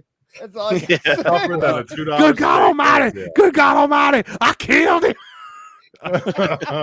God is my witness. She is broken in half. Oh man, no. You know what? Good for JR. Still getting his whistle wet. Good for you, buddy. I'm so happy for you. So speaking of people getting screwed, we have another story this week about Chris Jericho and Sebastian Bach. Which is my all-time favorite celebrity feud. I put celebrity in quotes here. So, folks, we're gonna go back to 2020 to give you the backstory on this feud, and then we'll go into the latest chapter. So Chris Jericho thinks he's a rock star, as we all know. He thinks he knows how to sing, and apparently, Sebastian Bach, who actually knows how to sing, has some differing opinions on this. So somebody said back in July 15th of 2020, man, Jericho is starting to look like Sebastian Bach. And Sebastian Bach says, every single day for the last 2 or 3 years, somebody tells me this. He definitely, and then here's where the fun begins. Another random tweeter decided to insult Bach, saying Jericho has you beat. And he goes, he definitely does, considering that he mimes to a tape. And so then someone says, he tours with his band, right? I've seen him live a couple times. He's not lip syncing. And then Sebastian Bach says, cool. Let's see a clip of that then. Because every single clip I've seen is Milli Vanilli. Wow. Yeah. Sebastian Bach just does not care anymore. So the fan then offered. Sorry. What was that? Go ahead. No, I was going to say on the Jericho Cruise when he dressed up like David Bowie and was singing The Weeknd. It was awful. It was absolutely brutal. He said it was David Bowie, but it was Ronald McDonald, and he can't hide that. So the fan then offered the footage that he said he himself heard Jericho singing, which was not enough. So at I Am Jericho, here you go, fuckface. Tiny bar on Prior in front of a couple hundred fans. He walked through the crowd singing this song, and I could literally hear his vocals over the sound system. I was so close. And Bach says he's miming to a tape in this clip again, fuckface. Wow. Nice. So, of course, Chris Jericho is the anti-duck. He lets nothing roll off his back. He has to respond to it. So he says, I sing my ass off every night, dude. Do you really want to go there? Like, do you really want to go there as if he has something on Sebastian Bach? Like, who's Sebastian Bach? What band does he play? Oh God, what band did he play? Did he from? I've been trying to remember. It wasn't Poison. It was. Wasn't it Motley Crue? Was Motley Crue? Yeah. It was Motley Crue. I want to say it was Motley Crue, but like a legitimate rock star. Of course. So he goes, Hi, I'm Chris Millie Vanilli Jericho. Sorry. Skid Row. Yes, you're right. It was Skid Row. I have 5 top 30 singles in the last 5 years with my band Fozzy Rock. I'm a huge fan of Sebastian Bach, who had 3 top 30 singles 30 years ago. I always admired him as a singer and a friend, and I still do. After no, he does not clearly admire you as a singer or a friend. Look at that. Oh my God, he's insane. This is when his gimmick started. Wow, my band is more popular than Sebastian Bach. #lip syncers. So, of course, that's great. Is there a clip of you actually singing live? Because all I've seen are clips of you miming to a tape. Congrats on the radio hits, and your hair is certainly looking good these days. Dude, these guys are going back and forth. Oh, this is during 2020. Okay. I've seen the derogatory comments towards me from somebody I consider to be a friend. So with that in mind, I'll be happy to have a sing-off with Sebastian Bach. No effects, no tuning, no bullshit. Bass is a great singer, but I'm better, which might be the most laughable thing I've ever heard. Yeah. You've got my number, dude. Call me. Where is the derogatory comment, says Sebastian Bach. All I asked is to see one single clip of you singing live. Every clip on the internet is you miming to a tape. I will sing in your fucking face anytime. Wrestling is not rock and roll. I will show you fucking rock and roll. Wow. Oh, Lord. I never mimed anything ever, and I don't use stars in a tweet ever, and I've also never signed a non-disclosure agreement. But I'll wait till Christmas to point that out. I will fucking sing in your face anytime, any place, dude. I've been a fan and a defender, but this Jericho voice is not easy to do long time. Oh, yeah. Hell no. It's Chris Jericho as Disney villain. Holy shit. You little dog. You gotta go more link. You gotta go more. I know. I've made him Dr. Doofenshmirtz. Now, Betty the Platypus, feel the wrath of my sing in your fucking face-inator. I've been a fan and a defender of you since day one, but don't you ever question my rock abilities and leave wrestling out of this. I can hit a G4, brah. Oh, God. At this point, the Ayatollah of rock and rolla doesn't know anything about rock and rolla. I'm just saying Sebastian Bach could beat I Am Jericho any day. No, I'm not open to debate. I'm not trying to beat anybody at anything. I'm actually trying to say, hey, Chris, maybe you're right. Maybe I'll stop singing live and prance around while the tape is playing just like you do, Chris. I'm tired of trying so hard. It's like beating my head against the wall. I'm not shitting on anybody. I'm saying that singing live is different than jumping around on a stage doing moves to a tape. Good Lord. I'm not going against anybody. It's obvious between the two of us that one of us is copying the other as far as being a rock star goes. I can guarantee you that it is not me. It's amazing you regurgitate my own tweet about copying me in your own tweet. It's like the exact same tweet. Explain this clip, please. Eventually, Bach thought better and decided to go to bed. Someone just notified me that my name is number 9 trending Twitter topic in the United States of America. Okay, well, I better go to bed. Oh, my God. Everybody was indoors during 2020, so that's why this exchange was going crazy. For all those kids who are old enough to remember how good Skid Row was, Sebastian Bach is a prolific Broadway performer. He is Chris. I love Chris Jericho, or used to love Chris Jericho.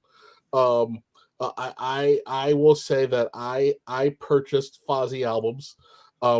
Ironically, at Me first. too. Ironically, Ew. But Shut up, you like Grace Randolph. Yeah, I know what you're going to say. Well, listen, but To Kill a Stranger was a dope song. I don't care what it was. But Chris Jericho cannot even pretend to exist in the same zip code as Sebastian Bach. And Sebastian Bach is 110% correct. Chris Jericho has been ripping him off for the better part of 30-something years. His whole stick is Sebastian Bach. John Cena. Okay, and by the way, I was a big Fozzy Osbourne fan. By the way, oh, Mongoose McQueen. Yeah, that's when I was into them. But Chris Jericho isn't as good of a rock singer as John Cena is as a rapper, and that should tell you something. Like Chris Jericho is a good singer for a wrestler. John Cena is an okay rapper in general, and I think that goes above Chris Jericho. You're being too kind. Chris Jericho is not even an okay singer for a wrestler. I'm sorry. The Honky Tonk Man was an okay singer for a wrestler. Okay. Jeff Jarrett was an okay singer for a wrestler. The Road Dogg is a wonderful singer for a wrestler. He is, but Chris Jericho is a bad singer everywhere. But anyway, Sebastian Bach then posted a screenshot of text messages sent to Chris Jericho because Jericho was like, "You've got my number, call me." So I guess Bach was like, "I've been trying to get a response from this vocalist who is so much better than I am.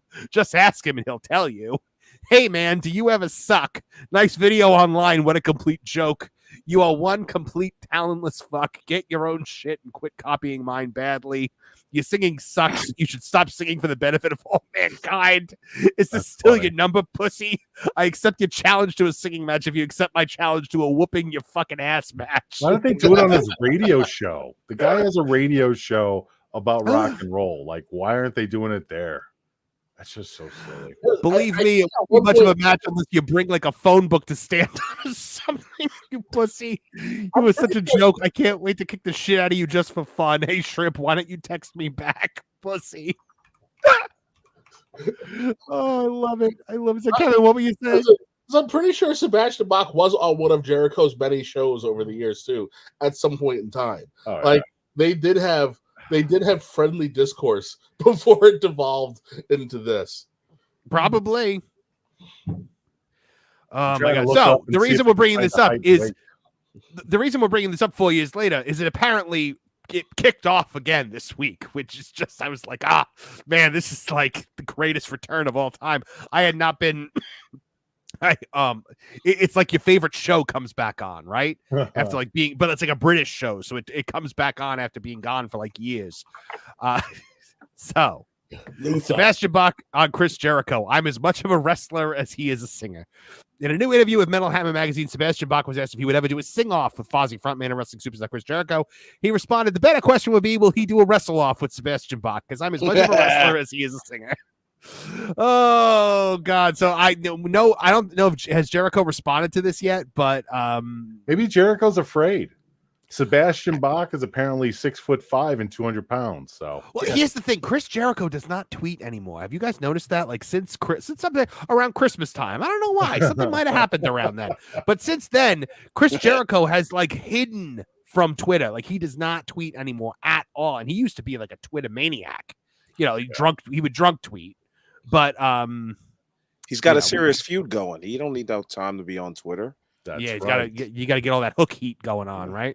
Got to grow trees so people can learn on them. Grow trees. You got a company to help take care of. Yeah. I know we've got some super chats to get to that have been piling up. I'm gonna get to them right now. I'm sorry. Usually, like the system like compiles them for me, but for some reason tonight it's not. So I have to keep scrolling through the chat to get them. Matthew Alexander checking in with $5 says JR's business was really picking up with her, wasn't it? Attaboy. Very good. Very good. That was the joke that we needed. JPS for $5. Thank you so much. Imagine JR and Jerry Lawler on Raw commentary perving it out together. To be fair, JR never participated in the pervy commentary. Okay. No, I don't remember when it was, but My mom was watching. There was a time when Stacy Keibler was doing her table dance in front of them, right? You know how she used to do that? And Jerry Lawler said the perviest thing I've ever heard come out of anybody's mouth. He said, I'm shocked. He said, JR, can you see the little hairs on her butt? Nice. I don't know why, but when I heard that, I was just like, that's the most disgusting thing I've ever heard in my life. That is really bad. Oh my God. But like, you know, there's no way that was a gimmick. That was Jerry Lawler's unfiltered thoughts. There had to have been, right? Mm-hmm. Oh my goodness. People oh my God. 100%. All right. All right, moving along. Let's see what we got next. I'm just scrolling here for this. Forklift talk for $4.99. Thank you so much. This hearing Taker do a Blue Chew read hurt my soul. Oh no, is he doing them? Oh, that hurts me. The dead will rise again.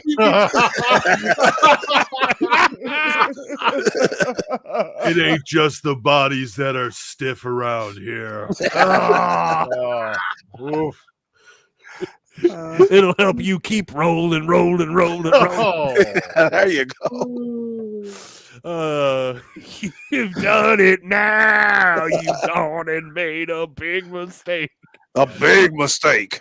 Oh my God. Oh, I can't even imagine what that must be. I don't listen to his show very often. I should, because like the clips that I've heard, I like, because I like relaxed, no longer like hating life Undertaker. Right. Because, you know, he was so miserable during when it was like, we're going to light the ring on fire. I think the last full show that I heard with Undertaker on it was when he was rounding that religious circuit. Like he was doing a few of the religious podcasts. That's interesting because remember when the religious extremists like wanted to murder him because he was crucifying people on TV.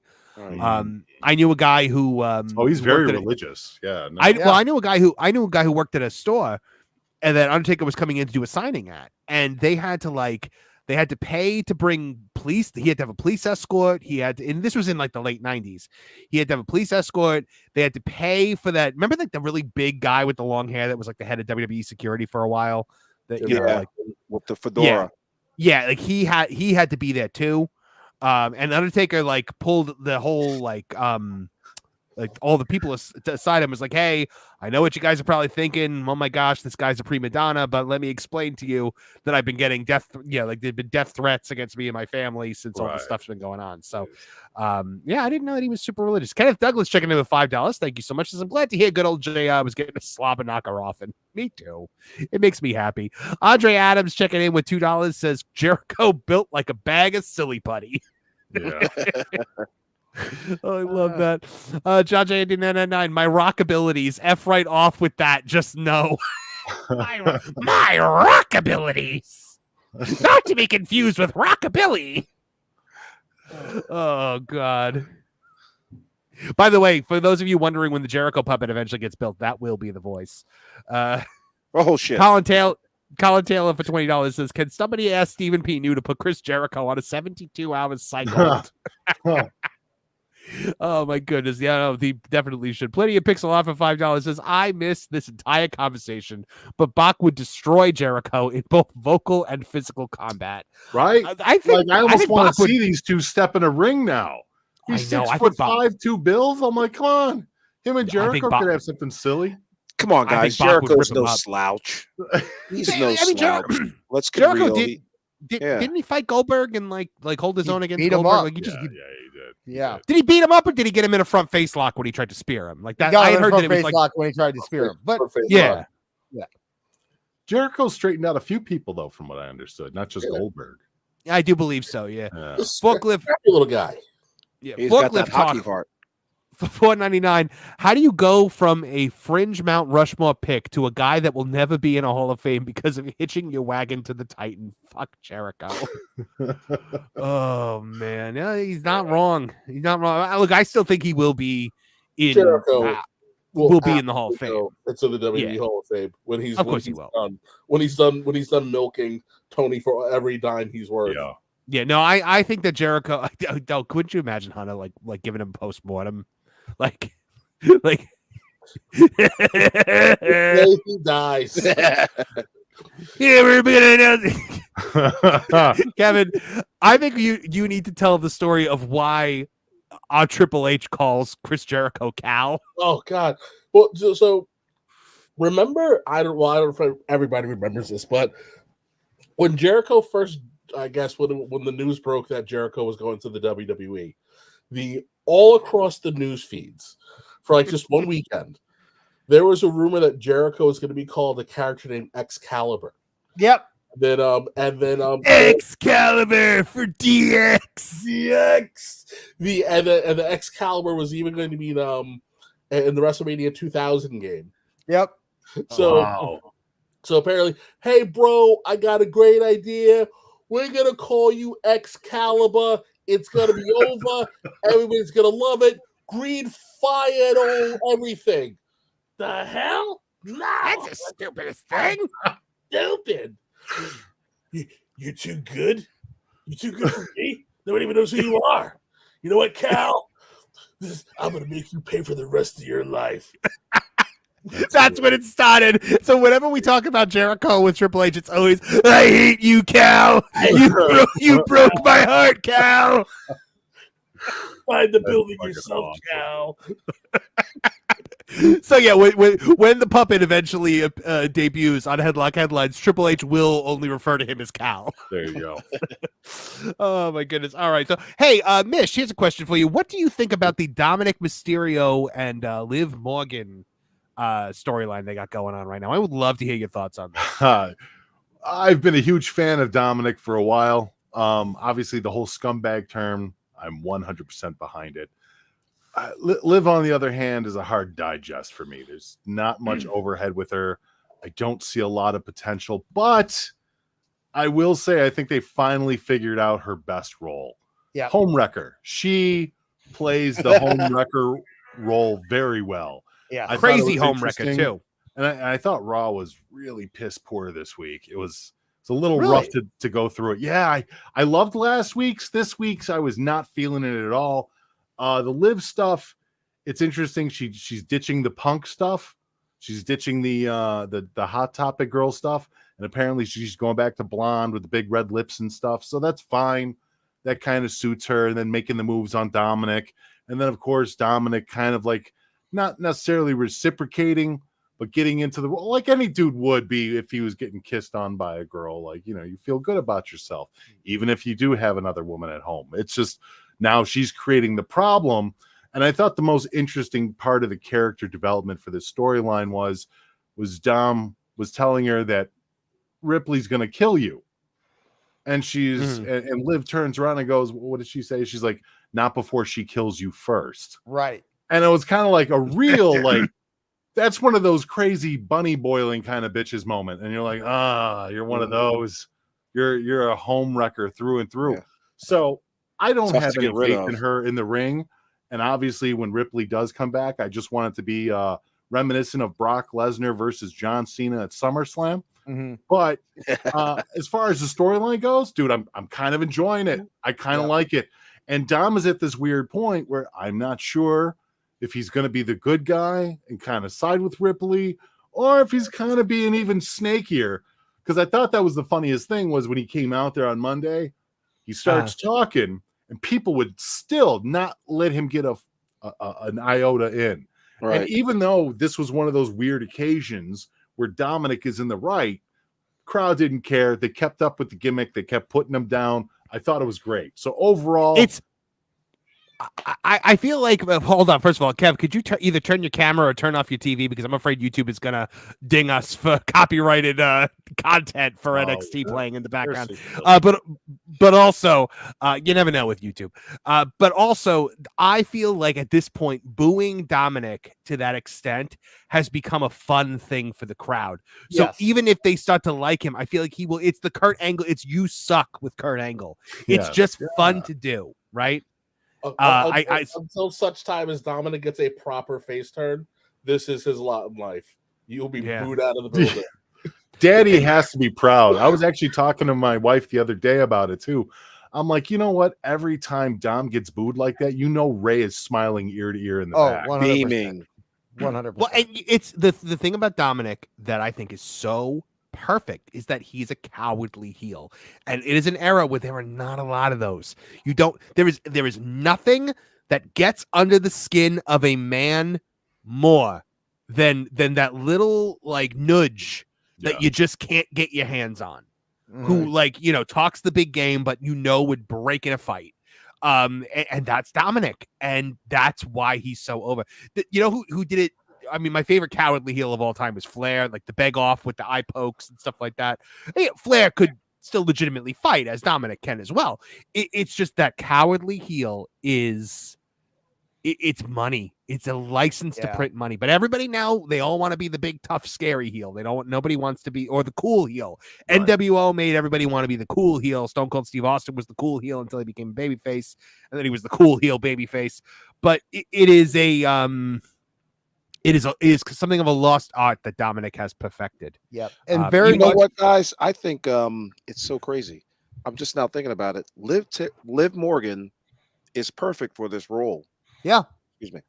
She's perfect for the role because, I mean, if a newcomer came in and did this same thing, it probably wouldn't get as over as big as it is right now. So Liv is serviceable as in her performance. Yeah. Neckbeard says his favorite cowardly heel is the Honky Tonk Man, and I am hard pressed to disagree with him on that one. But there'd be no cowardly heels if it weren't for the Tupelo concession stand match.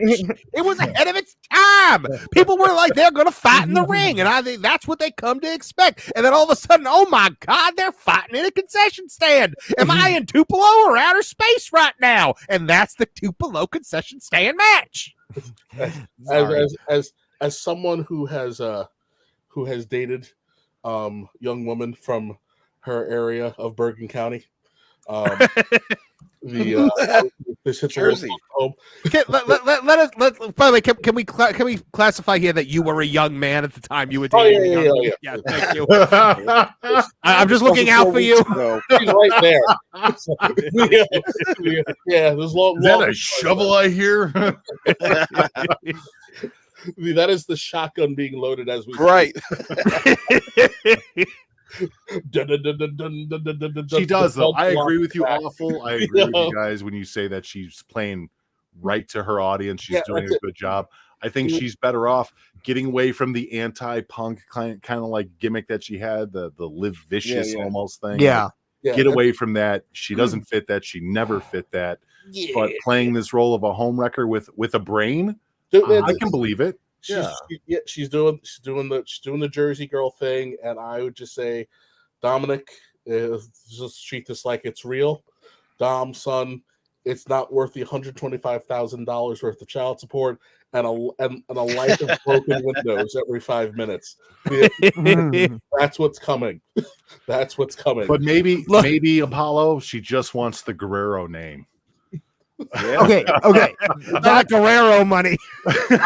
I was gonna bring that up. Doesn't it seem like they're kind of booking Dom like Eddie to the Dom point? Is Eddie. Dom like is Eddie. They're 100%. Yeah, down to his hairstyle. The beauty of it is that it only is gonna take a little tweak at some point. Once Dom hits that, point where people are having more fun booing him than they are booing him because they hate him.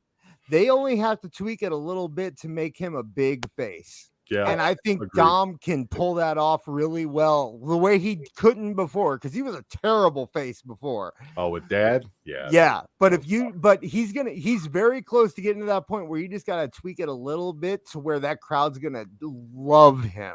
And it's going to be great to watch. I think I said it during one of the early shows. When this happens, Dom is going to be one of the biggest baby faces out there. It's inevitable. By the way, Liv Morgan is still a bad promo. She still has that cadence of a Sasha Banks. Yes. That mid. Who is also a bad promo.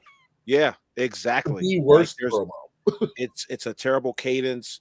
It's too much just too many facial expressions at once. She doesn't seem relaxed out there. But again, the writing is good. Awful. Like the writers understand what role they wanted to play, and I think they're right. I think And they're the she's ones probably not her. pulling it off properly. Right. You know, it's going to take some time. I'll give her a little more credit because this week especially, it felt a little more natural. Yeah. So the writers have an understanding of what she can deliver and what she's probably comfortable with going out there and saying, versus you go to Jacksonville, right? And we've got Mercedes effing pontificating like she's out there trying to reenact Henry VIII, and it's like, dude, I'm not buying it. You don't act. She's the little wooden boy. It's like you're not a real girl. You are not a real person. You are what? Animated wood. To Liv's credit, she doesn't have to wear an earpiece that she gets her lines fed to her the way Mercedes is. And I have it on good authority from a source that is exactly what is happening in AEW right now, is that she wears an earpiece under her wig. I can believe that shit. Plenty of Pixel Art says, "This is VTube. Can't decide if it wants to smile or not, and I'm dying." It is true. It's been giving me lots of joy this entire time, and thank you, Plenty of Pixel Art.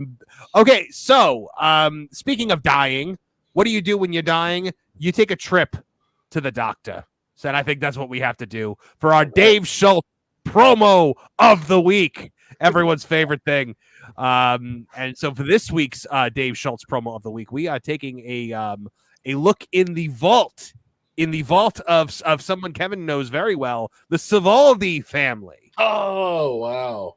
Love them. Let's see. We've got... Wait, isn't that the Call Stephen P. New? Yes. Music? No, that's this music, but Stephen P. New took it. Yes, that's the classic right there. That's the WCCW music. We used it on one of our promos a couple weeks ago too. Yeah. So. It shows you how much I pay attention, I guess. Wrestling fans, we interrupt this afternoon of professional wrestling to bring you this wrestling bulletin. Is that Mario Savoldi? Which Savoldi is that, Kev? No, it's got to be Mario. Angela's. Yeah. I always flip it. Nice tie. In my hand, I am holding. Hold on, I gotta give some background info here. So Schultz has been fired by WWF at this point after slapping John Stossel, and he cannot let one thing go apparently, and he's trying. Enquirer magazine. This is dated November 13th, 1984. Within it, there's an article to where Mr. T says no way when wrestler dares him to fight. That wrestler happens to be the very controversial Dr. D. David Schultz. Dr. D has went out for a mission. Up until very recently, I didn't believe what was going on. But after seeing the contracts, reading the National Enquirer, seeing the wrestling cover of Inside Wrestling with Hulk Hogan, Mr. D. I don't like to hear his name. You want to see some more stuff? Don't you say that name in my presence. He cannot let Hulk Hogan go for some reason. And this entire promo is literally just him challenging Hulk Hogan to fight him for real.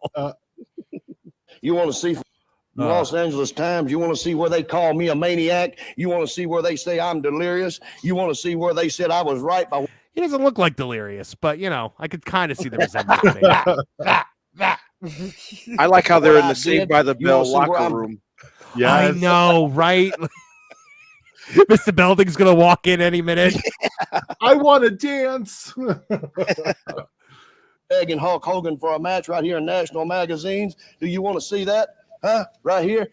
Right there he is. I've been chasing you everywhere, boy, and you won't even give me a match. Vince McMahon told me I was too rough for professional wrestling. He said, I will not book you because nobody else signed a match to go against you. I'm pretty sure he said, I won't book you because you slapped a reporter on television. Well, but, no, but like, I don't understand what he's hyping here. He's trying to challenge Hulk Hogan. They work for two different companies. I don't know. I don't understand it. Bro, it's so crazy. This 11 years ago. TV. He is so powerful as far as it's such a presence, right?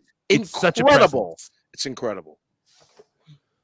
Why didn't they tell me this? The one match I had with you, Hulk Hogan, the only man in history seeing you to the hospital. Why don't you tell them that? Why don't you tell them about the people I put in the hospital?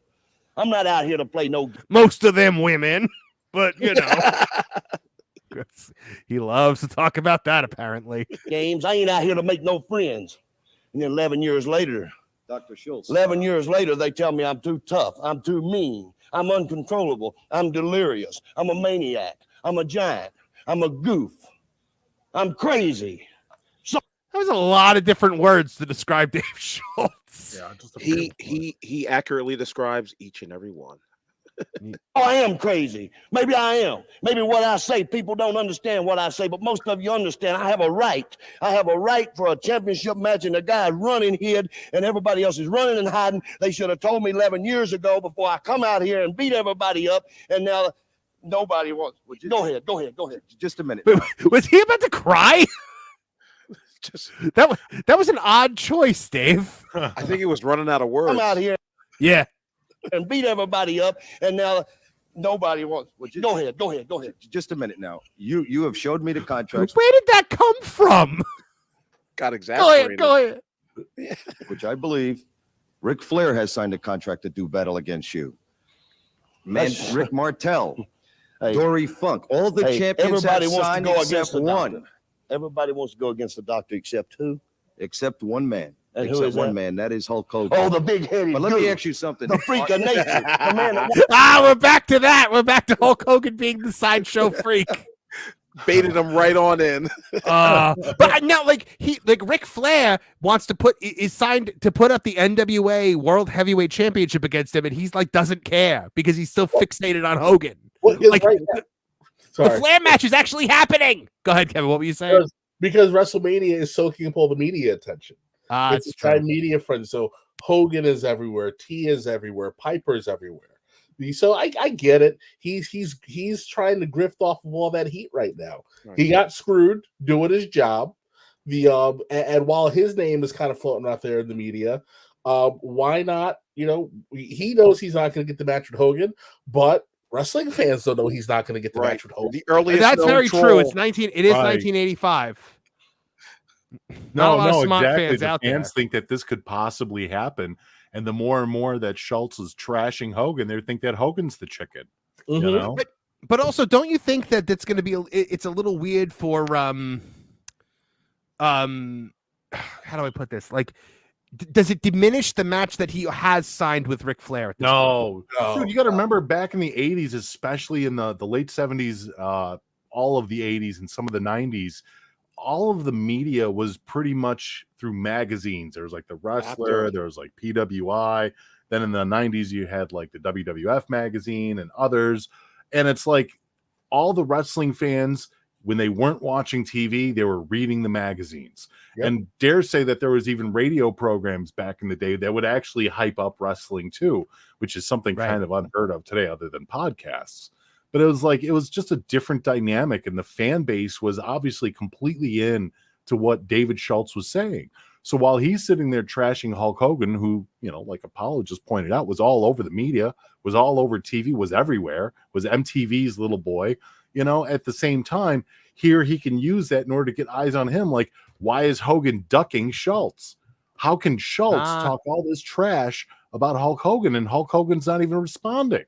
Anything to get an ass every 18 inches into the arena. And I guarantee that was definitely a headline in one of those magazines. Why is Hogan ducking Schultz? Yeah, dude, you know what? I'm going to look because I have a lot of 80s magazines too. I would not be surprised if I have a magazine with Schultz talking crap about Hulk Hogan. I got to look Pro Wrestling Illustrated, Inside Wrestling, The Wrestler, all of them. The Wrestler, I have a lot of the old wrestlers. Yeah. I even just picked up some from the 60s. So I got to go through those too. Yeah, they're hard to find, especially in good to mint condition. It's crazy, but yeah. Now we're talking 1985 right now. Does the Observer even exist at this point? No, right? Yes. Yeah, no, it does. It does. Yeah, oh, okay. They've been around since 82. 82. But nowhere, it wasn't even on the radar of anything. You know what I mean? It was just it was a mark. A niche of a niche of a niche at that point. Right. Of course. Right. Makes sense. This is also back in the day when, honestly, if you drew up enough heat and got enough people talking, there's a possibility you could get back in WWF and get it back. I mean, that's there wasn't really a precedent at this point, except for the fact that, like, if somebody called out Flair, eventually they might get a Flair match if they got enough heat on it. As long as they weren't in the WWF at the time, because the NWA. So real world's champion. Yeah. So maybe he's just going off that mentality. Like, maybe if I keep doing it, they'll bring me back. Or it's just David Schultz and he's a lunatic and he doesn't care what anyone says. He's just gonna say whatever the hell he wants to say. Yes, I agree. I agree. Yeah. That walks around with 24-inch arms, supposedly. What do you think these are, baby? Huh? What do you think I'm going to do? Sit around and let you beat me up? No, I'm not going to do it. I'm going to whoop you, boy, and take your belt anytime, any place. I don't care where it's at. And let me make this statement right here. Bob Hope, if you're listening, I'd like to go on your next tour and wrestle the big-headed goof for all the Army men, all the United States service. Wait, was Hogan wrestling on Bob Hope tours at this point? Oh my God, that's great. Schultz is trying to bring them all in, baby. He wants all the audience. Time to start trash talking Jerry Johnny Lewis. Carson. Yeah. I want that Bob Hope smoke. I'll take you down to Vietnam and put you in the shit, Hulk Hogan. I was there. Sergeant Slaughter wasn't there. That was still my favorite. One-on-one at Tiananmen Square.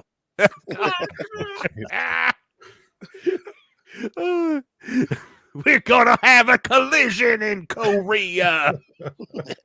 Don't care. As long as I can wrestle you, big boy, and I'm gonna put him out. It just makes me sick. He has made my life miserable. Vince McMahon, Hulk Hogan, all the wrestlers. I'm a professional wrestler. I'm licensed in every state that has a commission, and now they say I'm too tough. Well, I tell you what it has come down to. It comes down to every champion and the NWA champion. No, which the is NWA champion is the biggest. Right. He's recognized by everybody as number there we one. go. Are you saying this is a control championship? I'm Is saying that that what they're you're saying? Is controlling this the control? matches. They're controlling. They don't want me against Hulk Hogan.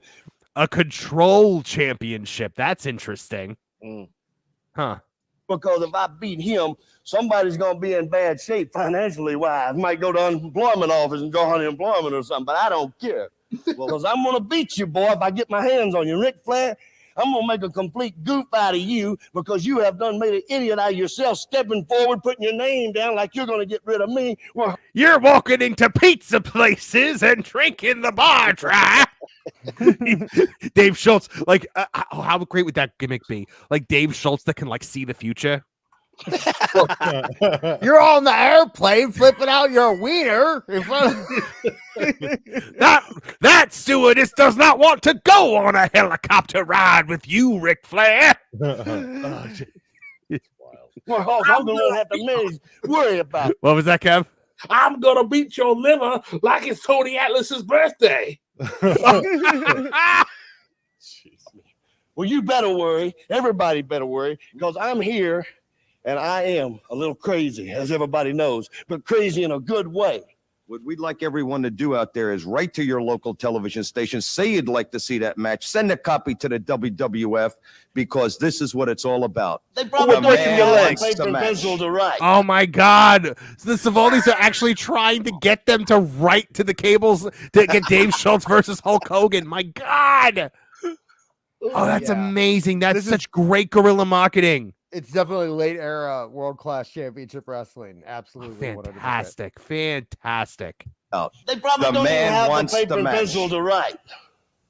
And then he insults the fans. Well done, Dave. Well done. I love it. They don't even have the paper and pencil to write. Send it COD. NWA Championship Wrestling. All right, so we're getting 2 for 1 here because we got that first promo, and now we're back with Mario Savaldi and Dave Schultz again. Coming to Waltham, Mass, Monday, June 3rd, 8 p.m. at the IBEW Building Ticket Sales, Pat's Ticket Agency in Waltham. But tonight, everyone's talking about the NWA Night of Champions. Thursday, June 6, 8 p.m. 5 titles will be on the line. Ticket sales, Ladd Music Center and the West Warwick Civic Center. But the match everyone is talking about for the NWA Heavyweight Championship of the World, the challenger, the man that cannot get a match with anyone. Doctor, come on. Let's cut all the TV gaga out here. Let's get down to serious business. Shut your mouth. I love him so much. He just walks in and controls the room. And you know, Awful's right. Look at the presence that he has, how he just leaps off the screen at you. That Ric Flair's coming to Rhode Island, baby. You're coming to West Warwick. You say the doctor ain't tough enough to take your title. You say that you can beat me. You're the only champion that stepped forward. And I'm pleased because I'm glad I'm going after the real thing, the real number one thing, the NWA World's title. I know you defend that title all over the world, and you think you're going to come to. How great would he have been as NWA World's Champion? Just want to throw that one out there. Barb, check this out. He clears everybody on the AEW roster. I'm like, he's bringing 1 million viewers. He's bringing 1 million plus viewers on to AEW. Just incredible. Do you guys think that he's still too damaged goods to ever induct in the Hall of Fame?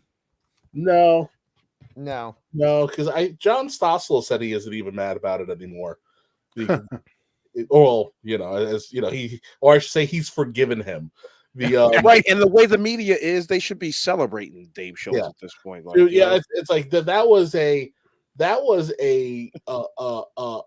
media defining moment in the history of television when that happened. That fine, it sucks that his eardrum exploded, but that was reporters can be touched. Yeah, that's what. Okay, here's a question. Does Hogan go after Geraldo if he didn't slap Stossel? No, I don't think so. Wait, Hogan went after Geraldo? Oh, took him down, yeah. No, not Geraldo. Not Geraldo. Richard Belzer. Oh yeah, Belzer. When he put him in the I don't know. When you go back and watch that, it was clearly it's just the sleeper went awry. I legitimately don't think Hogan knew his own strength. I don't think he understood how thin Belzer's neck was. Yeah, and the bang on the back of the head. Yeah, the drop. At the time, it was kind of gruesome for television, because it was literal pool of blood, right underneath his head. Right. Yeah, I think that was more like Hogan's used to grabbing someone with a thicker neck, and he probably thought Belzer was playing along. Right. And then Munch drops and there's blood everywhere. Man, what a sell, brother. Am I the only one that got that one? Okay. No, I got it. Okay. Yeah. Here's my question: if Schultz were to go in the Hall of Fame, who inducts him? Hogan. Do you think? Because I think he still legitimately despises Hulk Hogan. I don't think he lets Hogan anywhere near him. I don't know. I would say maybe Lesnar. I think Lawler. Lawler. It would have to be Lawler. I would. Lawler. Yeah. But it's Angelo. But Brett. No, Brett. I could see Brett doing it. Oh wait. You know who probably appreciates him more than anyone else? Paul Heyman.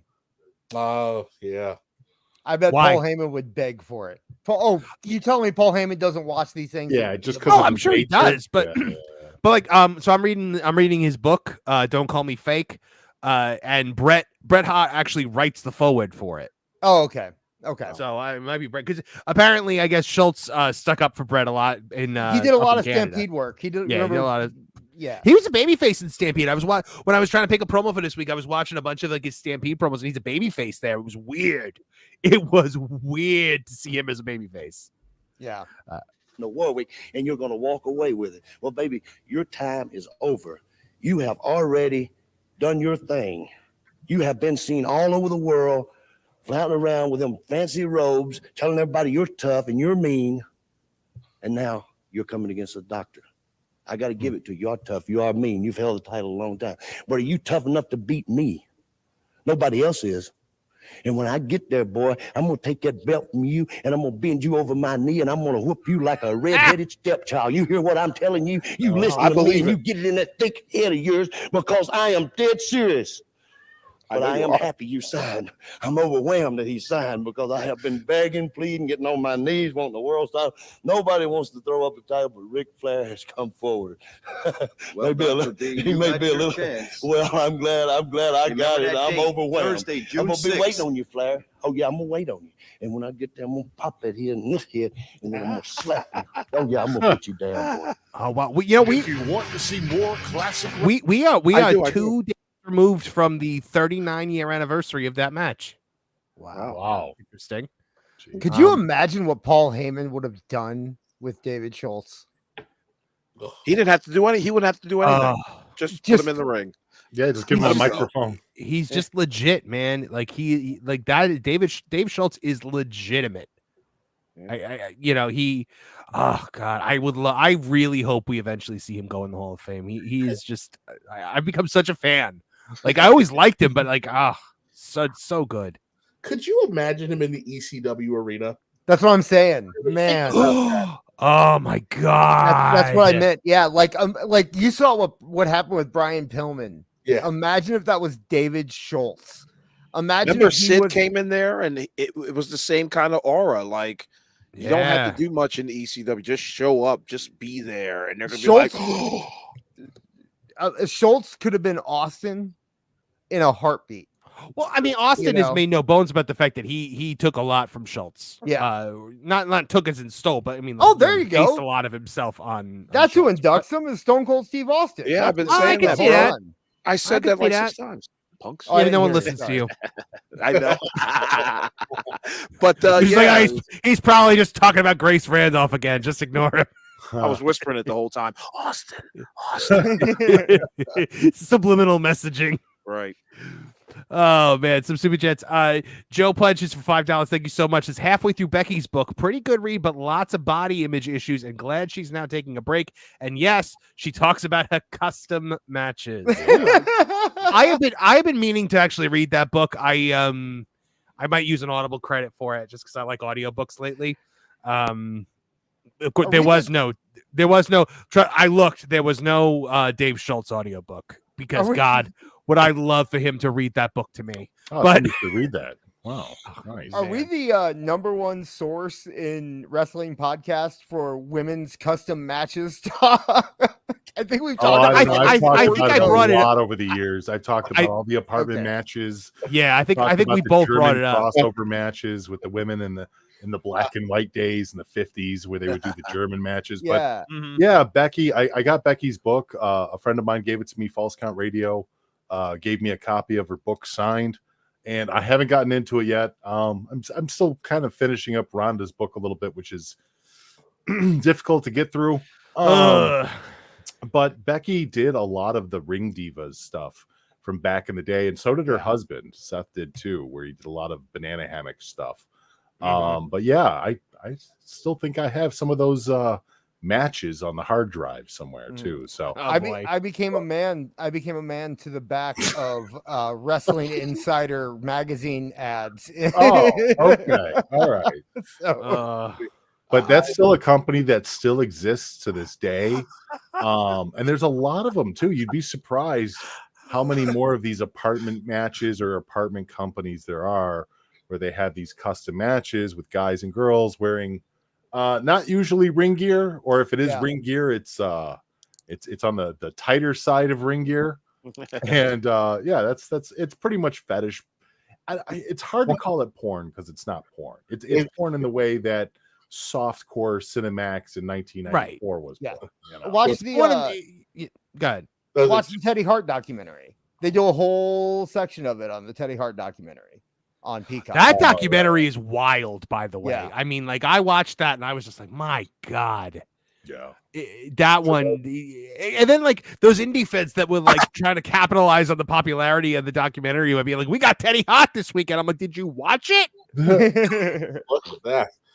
I may or may not have turned down several attempts at booking my ring for the ring. The ring. The ring. That's the ring that they wanted. Yeah. It was really my first at for almost 10 years only trip to Chicago involved me taking a booking, and I didn't understand that I wasn't going to a small building. I got out of the cab, realized it was someone's house, called my father, and had him buy me a plane ticket home. Oh no! Yep. We've all been there. No, we've all been there. I don't think we've all been there, Dis. Yeah, really. I'm safe to say we have not all been there. I've been to Chicago at least. I mean, Lord. oh man. JID 999 with $2. Thank you so much. Schultz wants to be a showgirl for the guys overseas. Can you imagine he's Steve Rogers in the Captain America, who's strong and brave here to save the American way. Oh, see, I took it a different way. I was thinking Schultz in a bikini, and I'm like, no. Well, yes, I was trying to not have that vision in my head. Thank We've you. all been there. Oh, man, a high kick.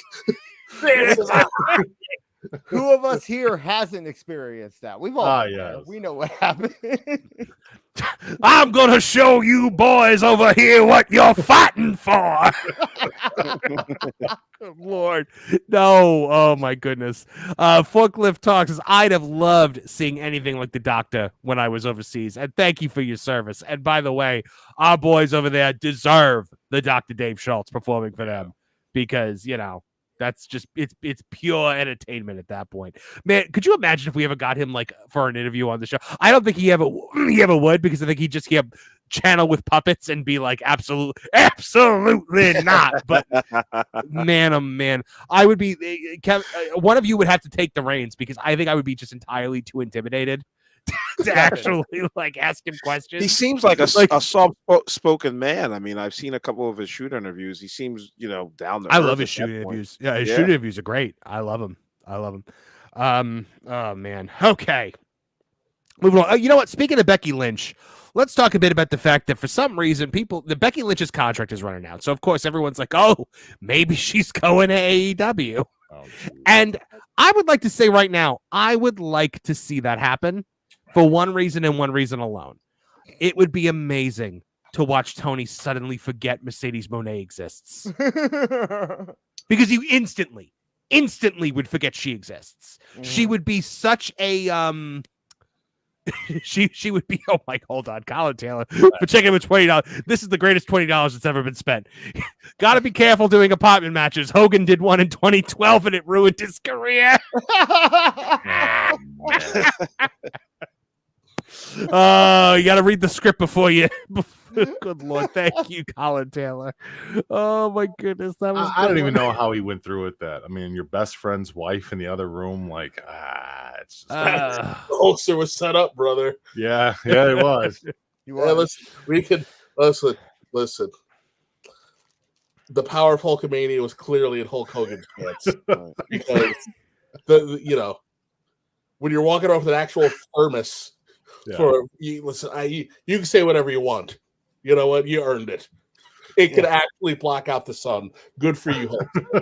Well, what you missed on the camera before Hogan walks into the room was Roddy Piper taking off a hat and a trench coat and saying, "Listen, you gotta bait him into saying this." No A's. We need the hardest of ours. And if he mumbles it, you ask him to repeat himself, okay? And sugar plates are his daughter. What was has there ever been a greater surprise run-in in any match ever than Hogan and Vince with the Piper run-in? No. Because we all said it. We all said it while watching the match. Every single person was like, could you imagine if Roddy Piper ran into this match? Oh. But then the question of, well, who does he hit? Who does he hit? Who does he hate more first? Right. Yeah. Right. Yeah, no, Kev, I agree with what you've always said about this because you and I have had this conversation many a time. And we always agree. He hits Hogan first every time, even if he still intends to hit Vince, just in case Hogan escapes. Yeah. Joe Punches for $1.99 says that was Terry Bollea, not Hulk Hogan. That's true. There's a big difference. Totally different guy. 100%. Becky Lynch to AEW. Listen, I think the chances of this happening are next to nothing. WWE made her a star. She's one of those people that I think it was always her dream to be there. Her husband is there, which is the big one. But man, would it not be so much fun to watch Tony Khan like just completely forget about everything in front of him. On Go the ahead, Mish. piggyback of the idea of you saying, you know, it'd be fun to see Becky in there kind of overtaking Mercedes Moné's shadow. Whatever happened with the Saraya tweets? Because Saraya kind of got bumped out for Mercedes Moné, and I think I talked a little bit about this with Kev the other day too. Kevin Castle, sorry. And one of the things that I kind of saw was Saraya was saying online or on X or whatever, you know, I have a whole bunch of things to say about this. And Mercedes Moné, Sasha Banks is kind of the reason that Paige was in traction for 7 years, dealing with rehab, trying to come back. Oh, was she the one that hurt her? Yeah. Oh, yeah, dude. I didn't know that. Oh, right to the spine, too. And you can go back and watch it. And Fuck your spine. Yeah, right? Like, but it's kind of funny that this girl works her way back out of all of this. She leaves WWE and gets a spot in AEW to eventually get back into wrestling. And now as soon as Mercedes Moné shows up, all of her matches are like canceled or pushed back. And she's now taking a back seat again. Yeah, I actually had pulled a tweet on this from Wrestle Talk. Had said Mercedes' appearance on Dynamite was reportedly the reason the previously announced Saraya versus Mariah May match was moved from the May 29th Dynamite to the following week's June 5th show, according to Dave Meltzer. Now, yes, you hear according to Dave Meltzer, and it's like the cat dog meme where like you walk in and you walk back out. No, but it's AEW. But when it's AEW, I believe it because he gets the information firsthand. It was not clarified whether it was the opening TBS Championship Celebration segment, the match with Sky Blue, or both that caused the need for a change to be made.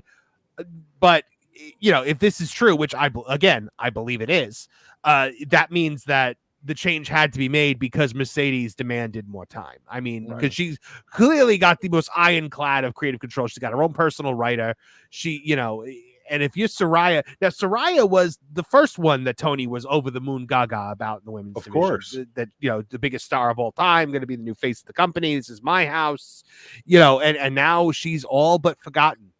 Yeah. And yeah, I would love to hear Saraya, you know, and by the way, you got Saraya there.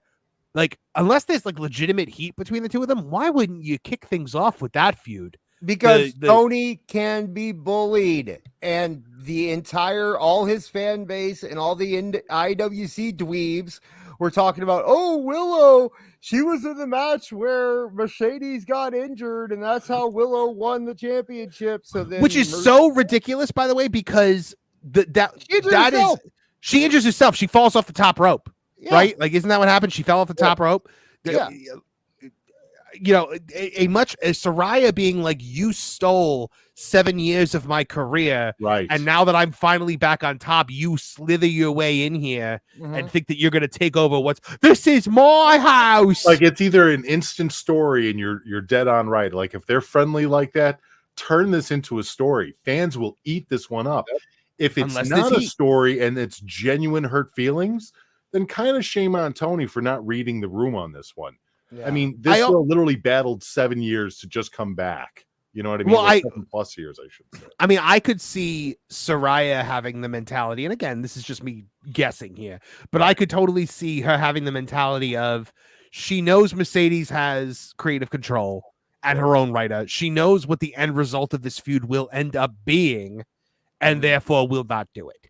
Yeah, well, you just avoid the freight trade, and also you got to remember Tony's mentality too, though. So to us, this is something that everybody saw. Like, even a casual WWE fan would be like, "Oh wait, that's Paige, that's Sasha," and they would stop and watch. But it's more important for Tony to talk about a not feud from PWG from 12 years ago between Cesaro and Eddie Kingston that no one knew even existed, and give that 8 weeks of TV time. So it's like we can point out the thing that makes sense, but and I just want to say, because I saw like a couple of comments, I do understand that when Paige was obviously in WWE, she was getting paid to stay at home. That still doesn't take away from having to go through all the pain, right? And you know, God forbid, needles in her spine or whatever else they did. in order to try to get her to rehab, you know. I guess but also she wanted to wrestle. This was her, like, you know, she didn't want to just sit there and collect a paycheck. She wanted to do this thing, and she couldn't do it anymore. And but you know, the thing that Saraya, I think, is thinking in the back of her mind when the subject of Mercedes Moné comes up is she's really mean. Sorry, Dis, you were saying something. Well, you gotta also wonder, like, how much of this could be Mercedes saying, I don't want to go in there and wrestle against someone who can't take a German suplex and make me look bad. You know, like with Willow, she can go in there and Willow can toss her around and they can look, and Mercedes can look great because she comes back from, but when she goes in there against Saraya, she can't just rely on coming back from behind and taking big bumps and being the big champion at the end. She has to put on a good match, and she has to do it with someone who can't take a German. You can put on a good match without taking a German. If you know your craft, this is very, very easy. That's what I'm saying. The basics and just draw the people in through your match. Yeah, you don't have to do these kind of things. That's what I'm saying about Mercedes, though, is that, you know, maybe she just doesn't want to be in there with someone that she's going to have to work a little extra harder with. You know, I don't know. I know Meltzer. How many stars did he give that match? 4.5, I believe. 4.5. Dude, I just watched it. I'm like, it's better than not bad. No, it's as good as Razor versus Shawn ladder match at WrestleMania. It's as good as Shawn versus Kurt from WrestleMania 21. Brett versus Austin from WrestleMania 13. 4.5. Insane. Willow got bullied doing lots of shit she clearly wasn't ready to do. And Sasha looked like she was bored half the fucking time. Yeah. So it's like I cracked. She looked like she was bored half the time. So it's like I don't understand that's a whole other rant for another time. But it's like she's not gonna go in there, and she's not, like I said, she's not gonna go in there and wrestle Saraya and have to put the work in. And you know, because and also, like, you know, we're talking about you know, Saraya is a potential injury. Sasha is like one of the most injury-prone people. Yes. She didn't get out of a single main event in the WWE without walking out without some kind of a major injury. So it's like she's not looking to have to put in any work. Why in God's name? The other thing, you know, Willow was probably an emotional favorite because she accidentally got over, but like, who cares? Why was there any need for this other than like 4 internet dweebs? Like, she should have been right out the box. You know, I don't know. You know, Tony's like the number of stars who are in the women's division. Sasha should have been right there. She should have had at least 2 major matches even before she fought Willow. Mm-hmm. Sorry. How long do you guys think they go before they do the inevitable Mercedes Tony Storm match? Next. No, because she has to lose the title. She won't lose. No. They'll go title for title. No, I meant Tony. She's not losing. I cannot see her losing a single match in her AEW run. I mean, like, she wants the Sting contract. Yeah. Well, you know, it's insane to me that match scored so high when just a few days prior, or the day before, there was a almost pitch perfect David versus Goliath, quote unquote, female match between Nia and Lyra Valkyrie on King and Queen of the Ring. That match was so good. Yeah, and then they turned around and had this weird amalgamation of booking match, and somehow that ends up being as good as Brett versus Austin. Yeah, that's what I was gonna say. Well, you have to understand this. Dave graded the show on a curve because, you know, the King and Queen of the Ring matches, they didn't all have to follow Will Ospreay. He literally said that. Of course, yeah. He literally said that. He said that? He said that King and Queen of the Ring got rated more harshly because they didn't have to follow Will Ospreay, and they have more of a kid crowd. Oh, Frick him. Let me ask you guys this. Not necessarily news-wise, but has Dave lost all credibility when it comes to opinions on matches? Yes. I think so. Oh yeah. And news and everything. He's never had fewer sources in WWE before. Well, he's still beloved when it comes to MMA. Like, I mean, we have MMA fans in our Discord and stuff that still swear that Dave Meltzer's this big MMA journalist for that side. But when it comes to wrestling, it seems like all of his credibility, he's kind of spurned it away with AEW. Well, he went all in. AEW for a lot of these guys, it has to succeed because it's their vision. It's everything they said Vince has been doing wrong for the last 30 years. You don't use these guys. These guys need to be the stars. These guys are the real draws. It's the style that's the style that everybody really wants to see. So these guys went all in. They'll die on that hill, and they don't care how many shells their credibility takes, because as long as it comes on TNT and TBS, there's still a chance that it can work. So it's where, like, and you look at the MMA side, like, hey, the fighters, they have very different contracts, they have very different ways about handling media. If Meltzer was to go say something stupid, hey, a fighter can get on the phone and be like, hey, what the F are you doing? Like, they can go out there and handle their business in a way that a WWE guy can't. Yeah. So it's he has to play it. He has to play it straight.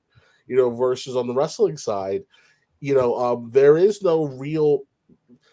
no credibility for a wrestling journalist. They can get away with rumor and innuendo, and supposition, and not be penalized for getting it wrong. Right. I understand. And I gotta say, anybody who's all the talk, I see a lot of people online saying, like, Dave's getting paid by Tony. I don't believe for a second that he has to pay Dave anything to do this.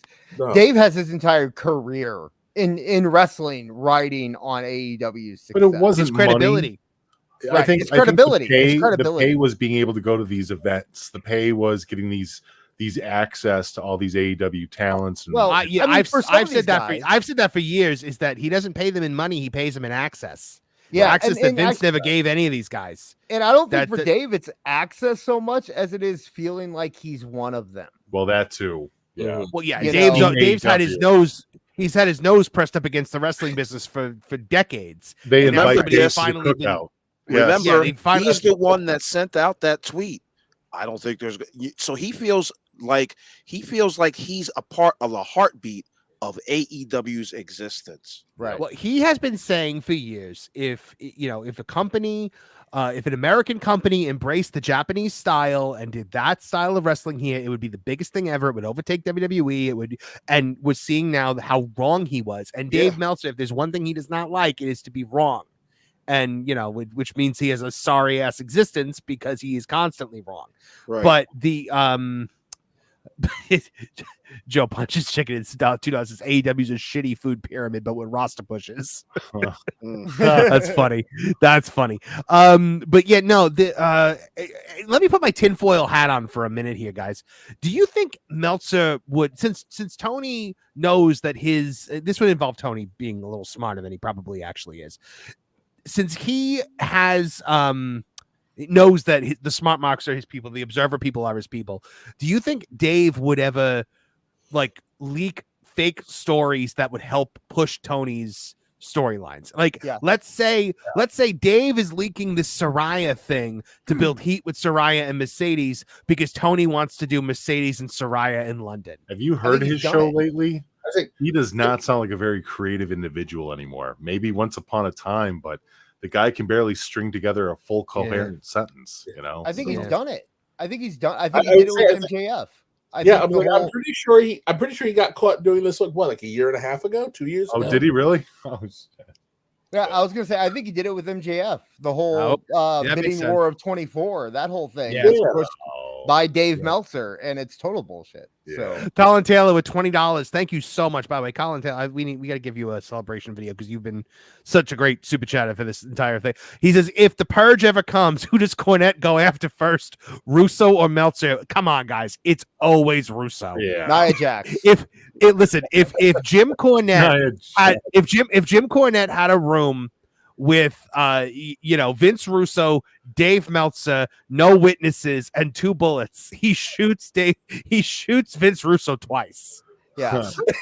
It's nice. He's had Meltzer on his show too. Yeah, no, I mean Meltzer was his friend for a long time, not anymore, but I mean he was. But Colin, thank you so much. You guys, you've been an absolutely incredible supporter of the show. How about that? Everything is sexist. Everything is racist. Everything is homophobic. And you have to point it all out. I promise, guys, I will have an actual video as a celebration video to play so I can stop playing random things. And so I greatly apologize. As a matter of fact, 你好，中国，这是叫希娜，我爱更尊重中国，更中国人。我很抱歉对我的错误。I love it so much. There will never be a week where we do not see John Cena apologizing to China. Awesome. Oh my goodness. Thank you guys. So plenty of pixel art checking in $5 says, did you all hear Cornette say he wouldn't wish what Cast Media did to him on even Russo? That was a wild moment of humanity. I mean, look, the Cast Media thing is a wild story. If you guys ever have a couple hours free, go down that rabbit hole on their videos. I think they have a couple omnibuses about it. I mean, if you don't have a couple hours, go check out CoffeeZilla. A YouTuber did a great video about Cast Media where he actually interviews all of the people involved, not just the Cornette crew. And it's only about, I want to say it's about a half hour long, but you kind of get the gist of the whole thing. Yeah. I would watch that too. That's great. Yeah. What was the next thing I wanted to talk about before? Because we're nearing the end of the show. Let's see. The ratings. I do want to talk about the rate because AEW did see an increase in ratings this week. We had a pretty substantial increase. However, that increase still did not bring them above 800,000 people. I believe it was 787,000 or so. So I just wanted to take a minute to take a look at the quarter hours on this. So let me pull up my screen here on that. Where is it? Oh, there we go. I hope you made your own chart. We don't need you getting chastised. No, it's okay. I'm just showing Twitter. It's all right. It's fine. I'm not posting it. Awful posted it, so it's okay. The Big Bang. He said the Big Bang Theory garnered 982,000 viewers with Awful. Read this yourself because it's your tweet. Okay, give me 1 second because I'm an old man and I gotta raise the screen. I don't have a second. I'm just gonna read it now. You lost. You lose, sir. Big Bang Theory garnered 982,000 viewers with a 3.1 rating among adults 1849. When Dynamite aired, almost 250,000 people said, fuck this. AEW's competition, aside from the NHL game, was BET's Sisters, which aired at 9 p.m. and got 877,000 viewers and 1.7 in the 1849 demo. It placed third in cable. After Dynamite, and I do want to make mention real quickly that I could not verify this third bullet point, so I cannot say that it is absolutely true. That's all I'm going to say is about that, but I'll read it anyway. After Dynamite, Modern Family on TBS drew 781,000 viewers with a 0.25 rating in the 1849 demographic, the exact same number as AEW. Now, may I ask, where did you get the Big Bang Theory getting 982,000 viewers with a 0.31 rating? Because Meltzer himself actually contradicted you on this and said that the Big Bang Theory only did a 0.2. It did a 0.2 in the demographic. But he did, as you'll notice, he did not correct me on the 982,000. I got that. Oh, so the key demo, he was going on the key demo. Yeah, he was going on the key demo. Oh, wow. What a piece of garbage. Then there's another unknown Twitter handle that used falsified charts to try to swing, the whole thing. He used. So where did the 0.31 come from then? Again, I am not a journalist, just like you. Yeah, you say on the in your podcast. I'm not a journalist. I get this information come to me. All I do is try to verify as best I can. Right. I was told about the 0.31 number, so I do apologize publicly. But as far as the 982, it was around that number. That will be verified very shortly. You'll see that there certain websites have weekly ratings charts, and they will give you the accurate number for those shows. We're all just waiting for next week as far as verifying that number. Right. And so now Meltzer tried to say, oh, no, the Big Bang had nothing. It was all AEW, but that's worse. And I pointed this out in the headlines this week, because if that is the case, then that means all these people tuned in for the beginning of Dynamite because of Dynamite and then dropped off in the first quarter hour, almost 200,000 people after they saw Mercedes Moné do a live promo. Now, and Marv, I can show you in the private chat. I can show you in the private chat after the show or whatever, but I have proof that in the past, on May 15th and also on the 8th of May, the Dynamites, they correspond directly with the Big Bang Theory's numbers. The May 8th Big Bang Theory had over 1 million views, viewers, and then it went to Dynamite and it fell off a cliff. So now 931,000, we get the lead in from Big Bang Theory, and then the overrun sees a bump of almost 100,000 people to 850K. So the 787K that we kind of get as our average, that's interesting. So it was definitely bolstered by these two numbers, which, that's Tony's whole thing that he does. But awful. Speaking of things that you were told, Brandon Thurston of WrestleNomics says, "Hi, I've asked you not to post these images before. Discussing the data, republishing the numbers, making your own chart is fine. Please don't share our image that we create for subscribers. We share them publicly after 7 days. This is the message on every quarter hour report. You are far from the only person that shares this chart every week. And Correct. For some reason, you are the only one that I ever see him go after. Yeah. So Brandon Thurston, suck a butt. But yes, I think it's ridiculous that he goes after you like that. Not for nothing. Copyright does not graphs. I don't believe can be copywritten. I think somebody posted a response to your tweet on that, and they posted No, they posted a link that was basically look, graphs do not count when it comes to copyrighted material. So, right. He's trying to bully you, and I'm glad that you're not letting yourself be bullied. No. All right. So, what do we think about that? What do we think about the fact that we saw this rise, but it still couldn't crack 800K? Kevin Apollo. It's the same thing we've seen every year for the last 3 years. The playoffs wind down. Hockey winds down. The viewers come back, but not as strong as they were the previous year. And again, just like clockwork, as soon as we hit the fall, you're going to watch the bottom's going to spill out again, and we're going to be back to that. The new low that we saw during the playoffs is going to be the main number, because that's where the actual hardcore fan base is. This is same shit, different year. It's just the people who kind of have time and aren't distracted and just put the TV on something on Wednesday night. That's what they're watching because it's just there. And they're gonna go away as soon as they find something else to put on, whether it be Tyler Perry or I honestly think that with the excitement going around NXT right now, and I know you really haven't talked about it yet, but Jordan Grace coming into NXT, yes, the idea of her contract being more than just a simple pay-per appearance, that there was even rumors that NXT stars may be popping up in TNA randomly. I think if you threw that on a random Wednesday, I love that idea.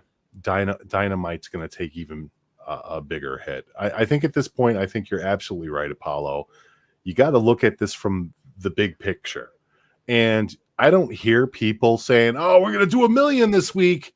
We're going to break 1 million this week. Those tweets and those people have all disappeared.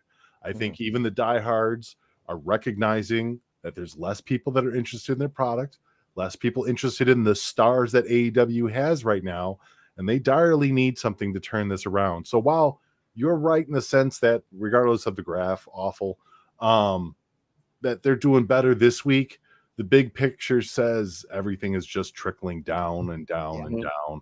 And this so far seems to be the trajectory that AEW is going to face. Do you know what I think is the far more telling rating number? Is Collision. And that was. Now the 122,000 was proven to not be a thing. That was not real. That was false information. I don't mean that. I don't mean that. I mean their rating, their average rating, because I think that is AEW's base. I think that's the diehards. That's the number that Dynamite's going to get down to if they don't pick this up. Because those are the ones that are going to watch AEW no matter what, right? That 388,000. They're gonna stick with AEW. They're gonna watch them no matter what, right? And that leaves 400,000 viewers who are willing to watch something else on TV besides AEW. And that's not a good number for AEW, because if AEW had a strong fan base, I don't care. Look at WWE. Look how much of a hit Collision, which is on at night, takes when WWE has a PLE on in the afternoon. And that just means they've had enough of wrestling for the day and they don't want to watch it. Right. So the people that are still watching AEW on the nights when WWE has those afternoon PLEs are people who are going to stick with AEW no matter what. Let's give them the benefit of the doubt. Let's call it $400,000 or 400,000 viewers. Is 400,000 people a strong enough base to keep a billion-dollar company alive like AEW? No. And that's why there's problems with the contract. And that's why Collision's numbers have been dwindling since they lost CM Punk. Actually, let me ask you, Awful, you might know since you seem to be on top of the stats. Do you have any idea what the average ratings were when CM Punk was on Collision versus now? Like what the difference might be? That was hugely different. I mean, it was at least 40%. No. It was at least 40% higher. That much I can tell you. Jesus. And then obviously it never broke $1 million. I don't think, right? Awful. I don't remember, because I remember being like, wow, even with Punk they can't break $1 million on Collision. Yeah, no, yeah. And see, that's the other thing. Like I confuse Collision sometimes with Rampage. Rampage was the one that got the $1 million. Collision was the one that did not get the $1 million. Yes. With CM Punk on Rampage. Right. Rampage. The first Rampage got $1 million. Collision. I remember. I think the first Collision did somewhere in the 800s, if I remember correctly. Because I remember no mill Phil running around Twitter. Yes. They were typically within 100,000 of Dynamite. Typically, when CM Punk was on. Right.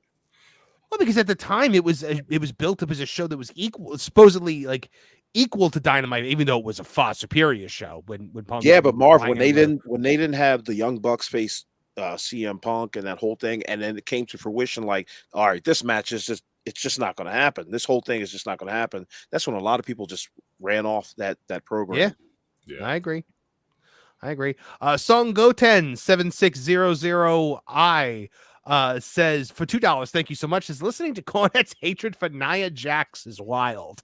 Man, oh man, did he go off. I actually have the quote pulled. The fat, fucking, dangerous, careless bitch just landed all her weight of her giant ass on this girl's stomach. Fuck this douchebag. Someone needs to beat her ass. And then I believe the quote that I it's like they put Sable's brain inside of a sperm whale. Cornette is like, I don't agree with Jim on this one. I like Nia. I think Nia has gotten a lot better. I think I think he makes the point. You don't agree with me, huh, man? It's a little difficult. I mean, Joe can't stand her. I'm in the middle where she's better than what she was, but to say she's good now, that's right. That's a hard sell. Okay, I could see that. Let's see. Kenneth Douglas for $2. Thank you. Says Awful had to get his reading glasses like Trip. Which, by the way, I've been looking into. I need to get Puppet Triple H a pair of those Half Moon spectacles. I've been thinking. I have a joke all ready to go for it too. I just haven't actually. You got to get him the grandma ones with the little chains on the side. Yes, the Sophia from Golden Girls glasses. Yes. Eastside Reviews for $2 says, "Hell yeah, BET stand up."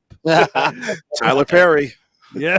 Plenty of Pixel Off for $2 says, "So saith neckbeard, so saith we all." I believe that's when he said, "Fight the power." As for Awful standing up to Brandon Thurston of WrestleMania. Oh shit! in your ongoing battle. Oh no, that was the please super chat to support Awful's legal fees against Brandon Thurston. Oh Yeah. Yes. Drop a super chat. Awful needs to be Brandon Thurston for the craft. Oh god, Neckbeard. Yeah. I love producer Neckbeard because he is doing his own show in the comments section every week. He's our MST3K in the He chat. really is. He really is. I love it. And moderating the chat and kicking people that are being jerks. But we haven't really had any jerks this week. Knock on wood.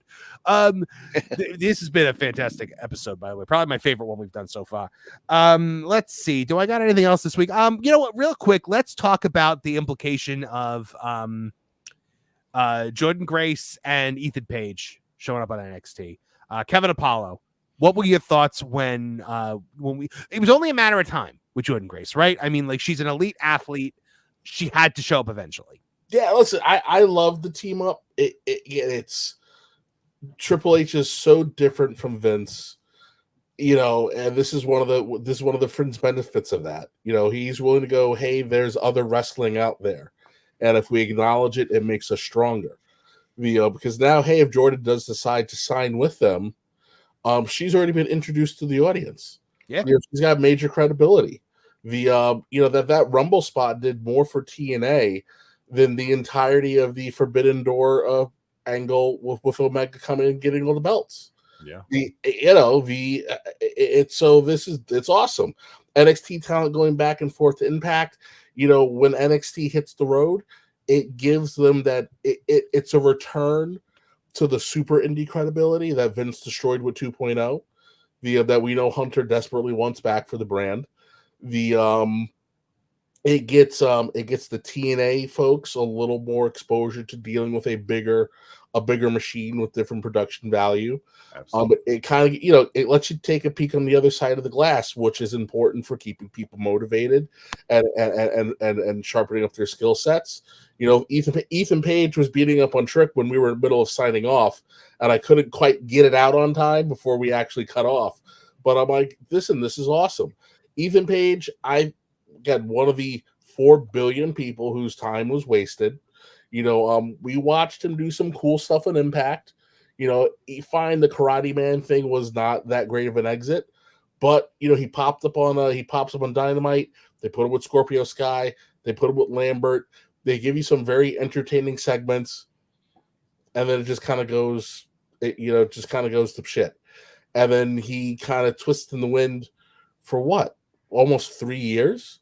Yeah. And he comes out and in 32 seconds after jumping on Trick is a bigger star than he was the entire time that he was there in AEW. It always comes down to presentation. Presentation is immediate credibility. Like I said, it's awesome to see. Instead of talking about the potentials for Forbidden Doors, you're actually getting to see like these dream wrestling magazine crossover moments that no one would have ever thought was going to happen once you got old enough to realize, oh wait, there are contracts involved here. These places aren't going to go team up. Or if they are teaming up, it's because the end is near, and it's Vern and Fritz fighting over who gets to keep the gate. Good reference. So yeah, it's very cool. Again, Jordan is a very, dude, she's a spectacle. Apollo now, especially because you still deal with the indies personally on this level. Do you think that the idea of Vince being gone and Vince-isms are now gone? Like one of the big Vince-isms was everybody in WWE is just a WWE superstar. Rarely, if ever, do they ever talk about the accolades of any of their talent outside of the company. Never mind the fact of having any kind of crossover promotion. I know that they did the ECW stuff in the 90s, but I mean, you're talking bare minimum at that point. There was other instances too, But now that we don't have Vince there, we don't have these rules there that say that we can't do this anymore. Do you think this opens up like maybe Shawn and Triple H to try new things that fans have never seen before in WWE? I think so. I mean, look, we saw now fine, it was for Booker T, but you got to see NXT talent lent out to an indie. You know, like who would have ever seen that coming? And fine, yes, again, you can say, well, it's Booker's, but it'd be kind of hard. They gave Shayna Baszler to GCW for a night. You know, and again, and again, Stephanie loves. Why am I brain farting on his name? You know, the Bloodsport guy. Because it wasn't really GCW. It was for oh, I know who you're talking about. I don't know why I'm brain farting. Because it's 11 o'clock. You know, so like the fact that these potential partnerships are there, it does give a little. Listen, if you're Josh Barnett, thank you. Yeah, they love Barnett. So it's like, yeah, you know, if you're an indie guy and you're Barnett, yeah, my boy. Wasn't that like that was Jim Barnett? And Jim Barnett, Josh Barnett, not the same people.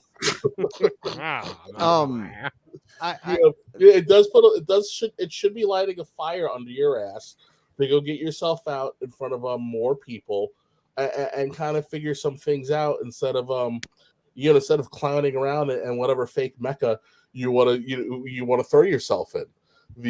So it's like, you know, it's an interesting time. It's an interesting time. Is it exciting for the independent talents, do you think, or even the promoters at this time too? Listen. They even expressed interest in doing something with NWA.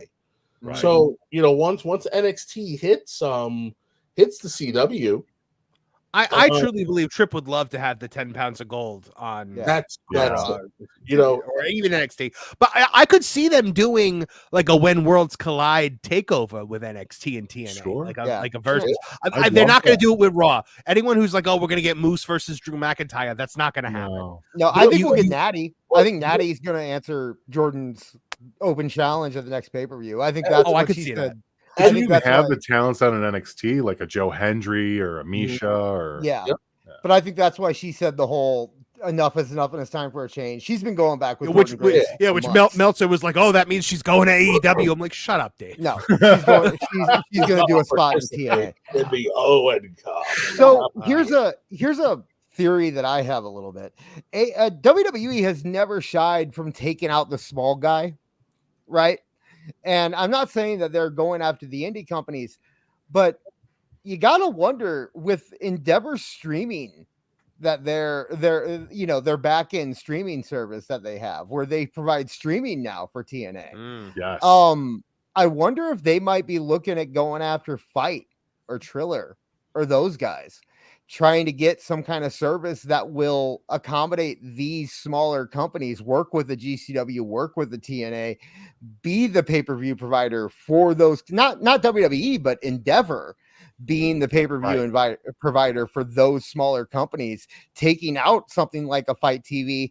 And what that does in the process is it also leaves lesser options for an AEW or a bigger company that comes along and tries to move into their space. If they, I mean, that would make sense. No, let me ask you this, Dis. If let's say that they do take like a Fight, right? Endeavor buys Fight, and AEW has some contracted amount of PLEs on Fight. We'll just pretend that this is the way that things are going. I don't think that necessarily hurts Endeavor in any way, because they're going to collect on whatever money that AEW makes. Yeah, they don't care where it comes by from. Providing that service. Because TNA streaming on Endeavor is a big deal, but that doesn't necessarily mean that TNA and WWE are in bed together. It just means they have the same boss. That's really all it means. But they it also means means be competition, and in their own way, they still will be. But at the end of the day, Endeavor's collecting all the money from anything that's coming through that way, anyways. Right, and Endeavor's going to have a vested interest Yes. in pushing WWE into working with a company like TNA or into working with a company like GCW to get the ball rolling on moving over to the Endeavor service. And I'm sure Endeavor doesn't care where the money comes from, and honestly, right. WWE doesn't care about where Endeavor's money comes from as long as they remain at the top of the pile, you know. What do they care? So that's what I think a lot of this business move is stuff like that. They're trying to get more people, and it's smart. And I'm not saying that it's like a bad move or that it's evil of WWE to do it. I think it helps everybody, right? Because it puts them all on a better dude. Yeah, I hope it helps everybody. Yeah, I think we saw, willingness from the WWE prior to them abandoning the network, with them bringing all those indies onto the streaming platform. Progress they kind of put it out there. Hey, if we'll have a conversation, like it's just a little different now. It's like, hey, whereas Vince isn't paying attention to this, right. So if you have a conversation with this guy, Vince can't break the contract if you sign it before he notices it. Now it's a different conversation. Hey, if it makes sense, maybe we can make it work. On the Endeavor side, yes, hey, you know what does Jordan Grace popping up on NXT do? Right. It increases NXT's pay-per-view buy rates. Last thing I'll say is I do think that fine, you won't get Moose versus Drew, but I do bet you'll get Moose versus Cody. Oh. Yeah. Wow. No, maybe it's that's a bold statement. John JID 999 for $5. Thank you so much. Says just watched WWE 10 years ago. Had no idea other promotions even existed. Kids growing up now will see TNA and New Japan with Julia, and I love that. I mean, that's. And by the way, John JID 999, we very much appreciate you. You are you're our MVP. You're always showing up. And yes, indeed. Super chatting with us and a great supporter of the channel. We appreciate you. We love you as much as our detractors likely hate you for the money that you give us. That's them every time one of you super chats us, because everything is sexist, everything is racist, everything is homophobic, and you have to point it all out. Thank you, Deb. So I think it's about time we bring it home here, guys. It has been an amazing night, a wonderful night. Thank you guys so much for tuning in and joining us on this little journey tonight. But before we go, we have Anthony Missionary Thomas from Wrestling Soup here tonight. And Mish, you and I kind of have a little something to announce. We do. Yes. Thursday night, Wrestling Soup, 7:30 p.m. Eastern Time. Marvin will be joining myself and Joe Numbers on Wrestling Soup, and we kind of have a. Yeah. I don't know. Do you want to talk about the arrangement now, or do you want to talk about a little bit on Thursday? Oh wow! I you know what? I was gonna say it now, but now I'm wondering if we should wait till Thursday to say. You know what? No, I think we should say it now, just because everybody has been so generous tonight and Go for it. They deserve hearing it today. So people have been asking me about an audio version of this show, like something you can listen to in the car, or like a regular podcast. That is coming, and it is coming probably within the next week. And we are going to be on the Wrestling Soup Network. Nice.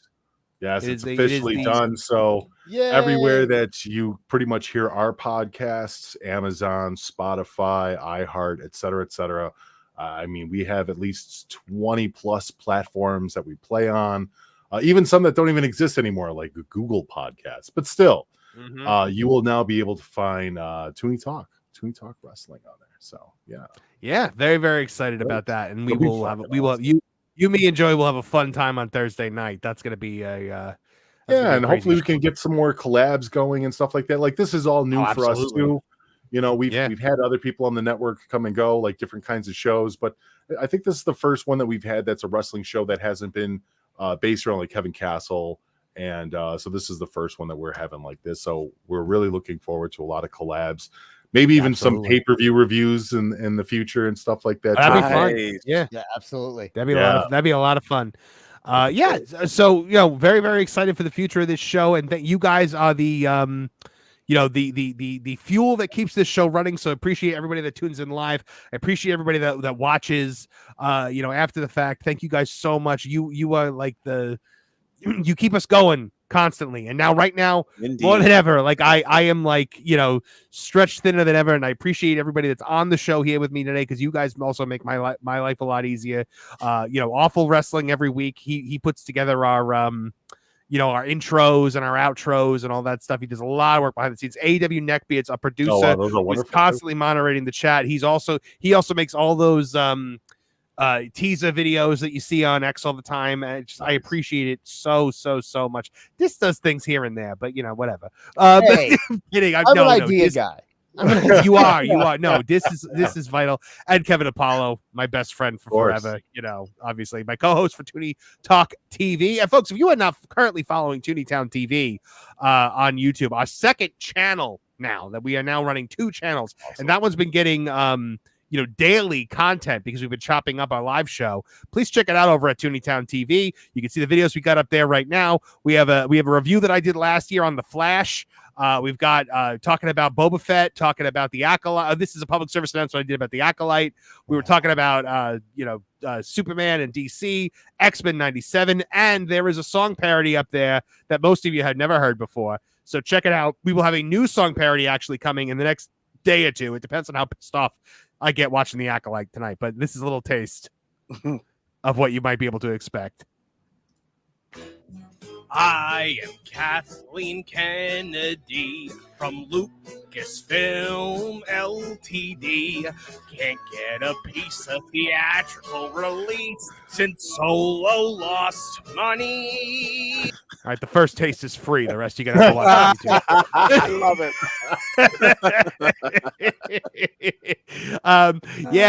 But we're gonna have right here on this channel tomorrow. We will have the next episode of our new live show, Tooney Talk TV, which we'll be talking the Acolyte. We'll be talking about we'll be talking the Acolyte. We'll be talking about a whole bunch of things, and that's actually outdated. I got to change that. It's gonna be Wednesdays at 5 p.m. Eastern Standard Time. So we hope you guys will watch that. Come up with it until about 7:30 or 8 o'clock, and then hop right over to Phil Marks' show over at Pro Wrestle Times. So you'll see a bunch of us on there tomorrow. Please tune in. We'll be talking the Acolyte. We'll be talking a whole bunch of other stuff. So please, guys, tune in then. Thank you guys so much for being here tonight with us from the bottom of our hearts. We really appreciate it. Kevin Apollo, anything you got to plug today? No, man. Just I'll save for next week. Okay. Awful Wrestling. Anything that you want to put over to the people, get your shit in here at the end. I hope Brandon Thurston has a great night.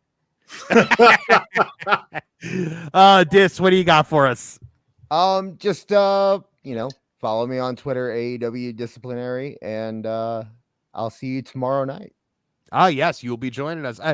Mish, where can they tell us where we can find Wrestling Soup? Everything that you guys are doing, get you. But before, much like most indie guys, before we bring it home, get your shit in. I too wish Brandon Thurston a great night too. You can go to WrestlingSoup.com. The Discord is also directly in there. Discord.gg/Wrestling Soup. You can find pretty much all of our episodes either available on the Patreon, patreon.com/Wrestling Soup, along with every single platform podcast feed you could think of, from Apple to Spreaker to iHeart to Spotify. Pretty much anywhere you grab a podcast, you can pretty much just type in Wrestling Soup and find us there. The Discord itself is, again, where we'll be doing the live show tomorrow night at 7:30 p.m. Eastern Time. And it's about an hour and a half usually, so people can jump right in there, interact with us live in the chat room, and then myself and you and Joe will kind of run down the week of news and some other little tidbits that we've been missing along the way. I'm still catching up because I had a long week and some change days of a vacation over this holiday weekend or Me too. Week, and that was an adventure. I'd never been to Kentucky before, Louisville, Kentucky. There you go. It was you were a guest at Castle Cornet. Oh, it was brutal. It was brutal. I actually faced something I never faced before in my life, but it was. A lady thought that I was kidnapping my wife because I was the wrong shade for the area. Let's put it that way. Can I point I out? had to shave off my mustache. I cut my hair down by like 5 inches. I had to civilize it up a little bit. Whenever you take your glasses off, I always think that like the 90s Undertaker has invaded the show. How do we live in a world where he went to Kentucky and I went to Las Vegas and he has the crazy story? What happens in Kentucky stays in Kentucky. They grabbed her by the arm, right? Like, which is crazy enough as it is. They grabbed her by the arm, or she grabbed her. So it was like a 55-year-old Karen, right? Like that's the age I'll go by. And she grabs her, and she's saying, "Oh, can you take me to a homeless shelter?" And I'm already in the car. So I'm in the car, and she's right outside the car, like right by the passenger door. So I'm not really seeing this lady's face because I'm just seeing, my wife just kind of stuck there. And she says, no, I'm fine. Leave me alone. Like, what's wrong? And she gets into the car real quick, and she shuts the door because it's weird. Somebody trying to grab your woman, like, period. That's just weird. And she felt weirded out by it, which is fair. And when she got into the car, the lady starts tapping on the windshield, and she's like, "Do you need help?" And then she looks in my direction multiple times, but will not make eye contact with me. Of course not. Won't do it. Because you might curse her. Well, she keeps screaming at her, "Do you need help? I can help you. You don't have to be here. I can help you." And it's like, what in the fuck is wrong with you, lady? Like, seriously. Oh my God. So the only thing that I could think of right off the bat, and she kind of felt it too, was that I didn't look like the appropriate person that should be in the same car with my wife. So wow. Right. So sorry you had to go through that. It's it's the weirdest thing. Like, of all the crazy stories that have happened in my life, well, maybe not the craziest. It's the craziest I had ever do with like going to Kentucky. So, oh my gosh, Morgan Zero said this is not the kind of thing you bring up as the show's going on. I know. I'm sorry. I know it's so left field. But it's so good. I'm insane. Oh my gosh. Well, it was folks. On that note, on the note of Mish kidnapping his wife, I think it's time to end this week's episode. Thank you for tuning in. Thank you to our wonderful panel. For Anthony Missionary Thomas, Awful Wrestling Disciplinary Committee, Kevin Apollo. I'm Marvin the Movie Monster. Thank you. Now get out of here.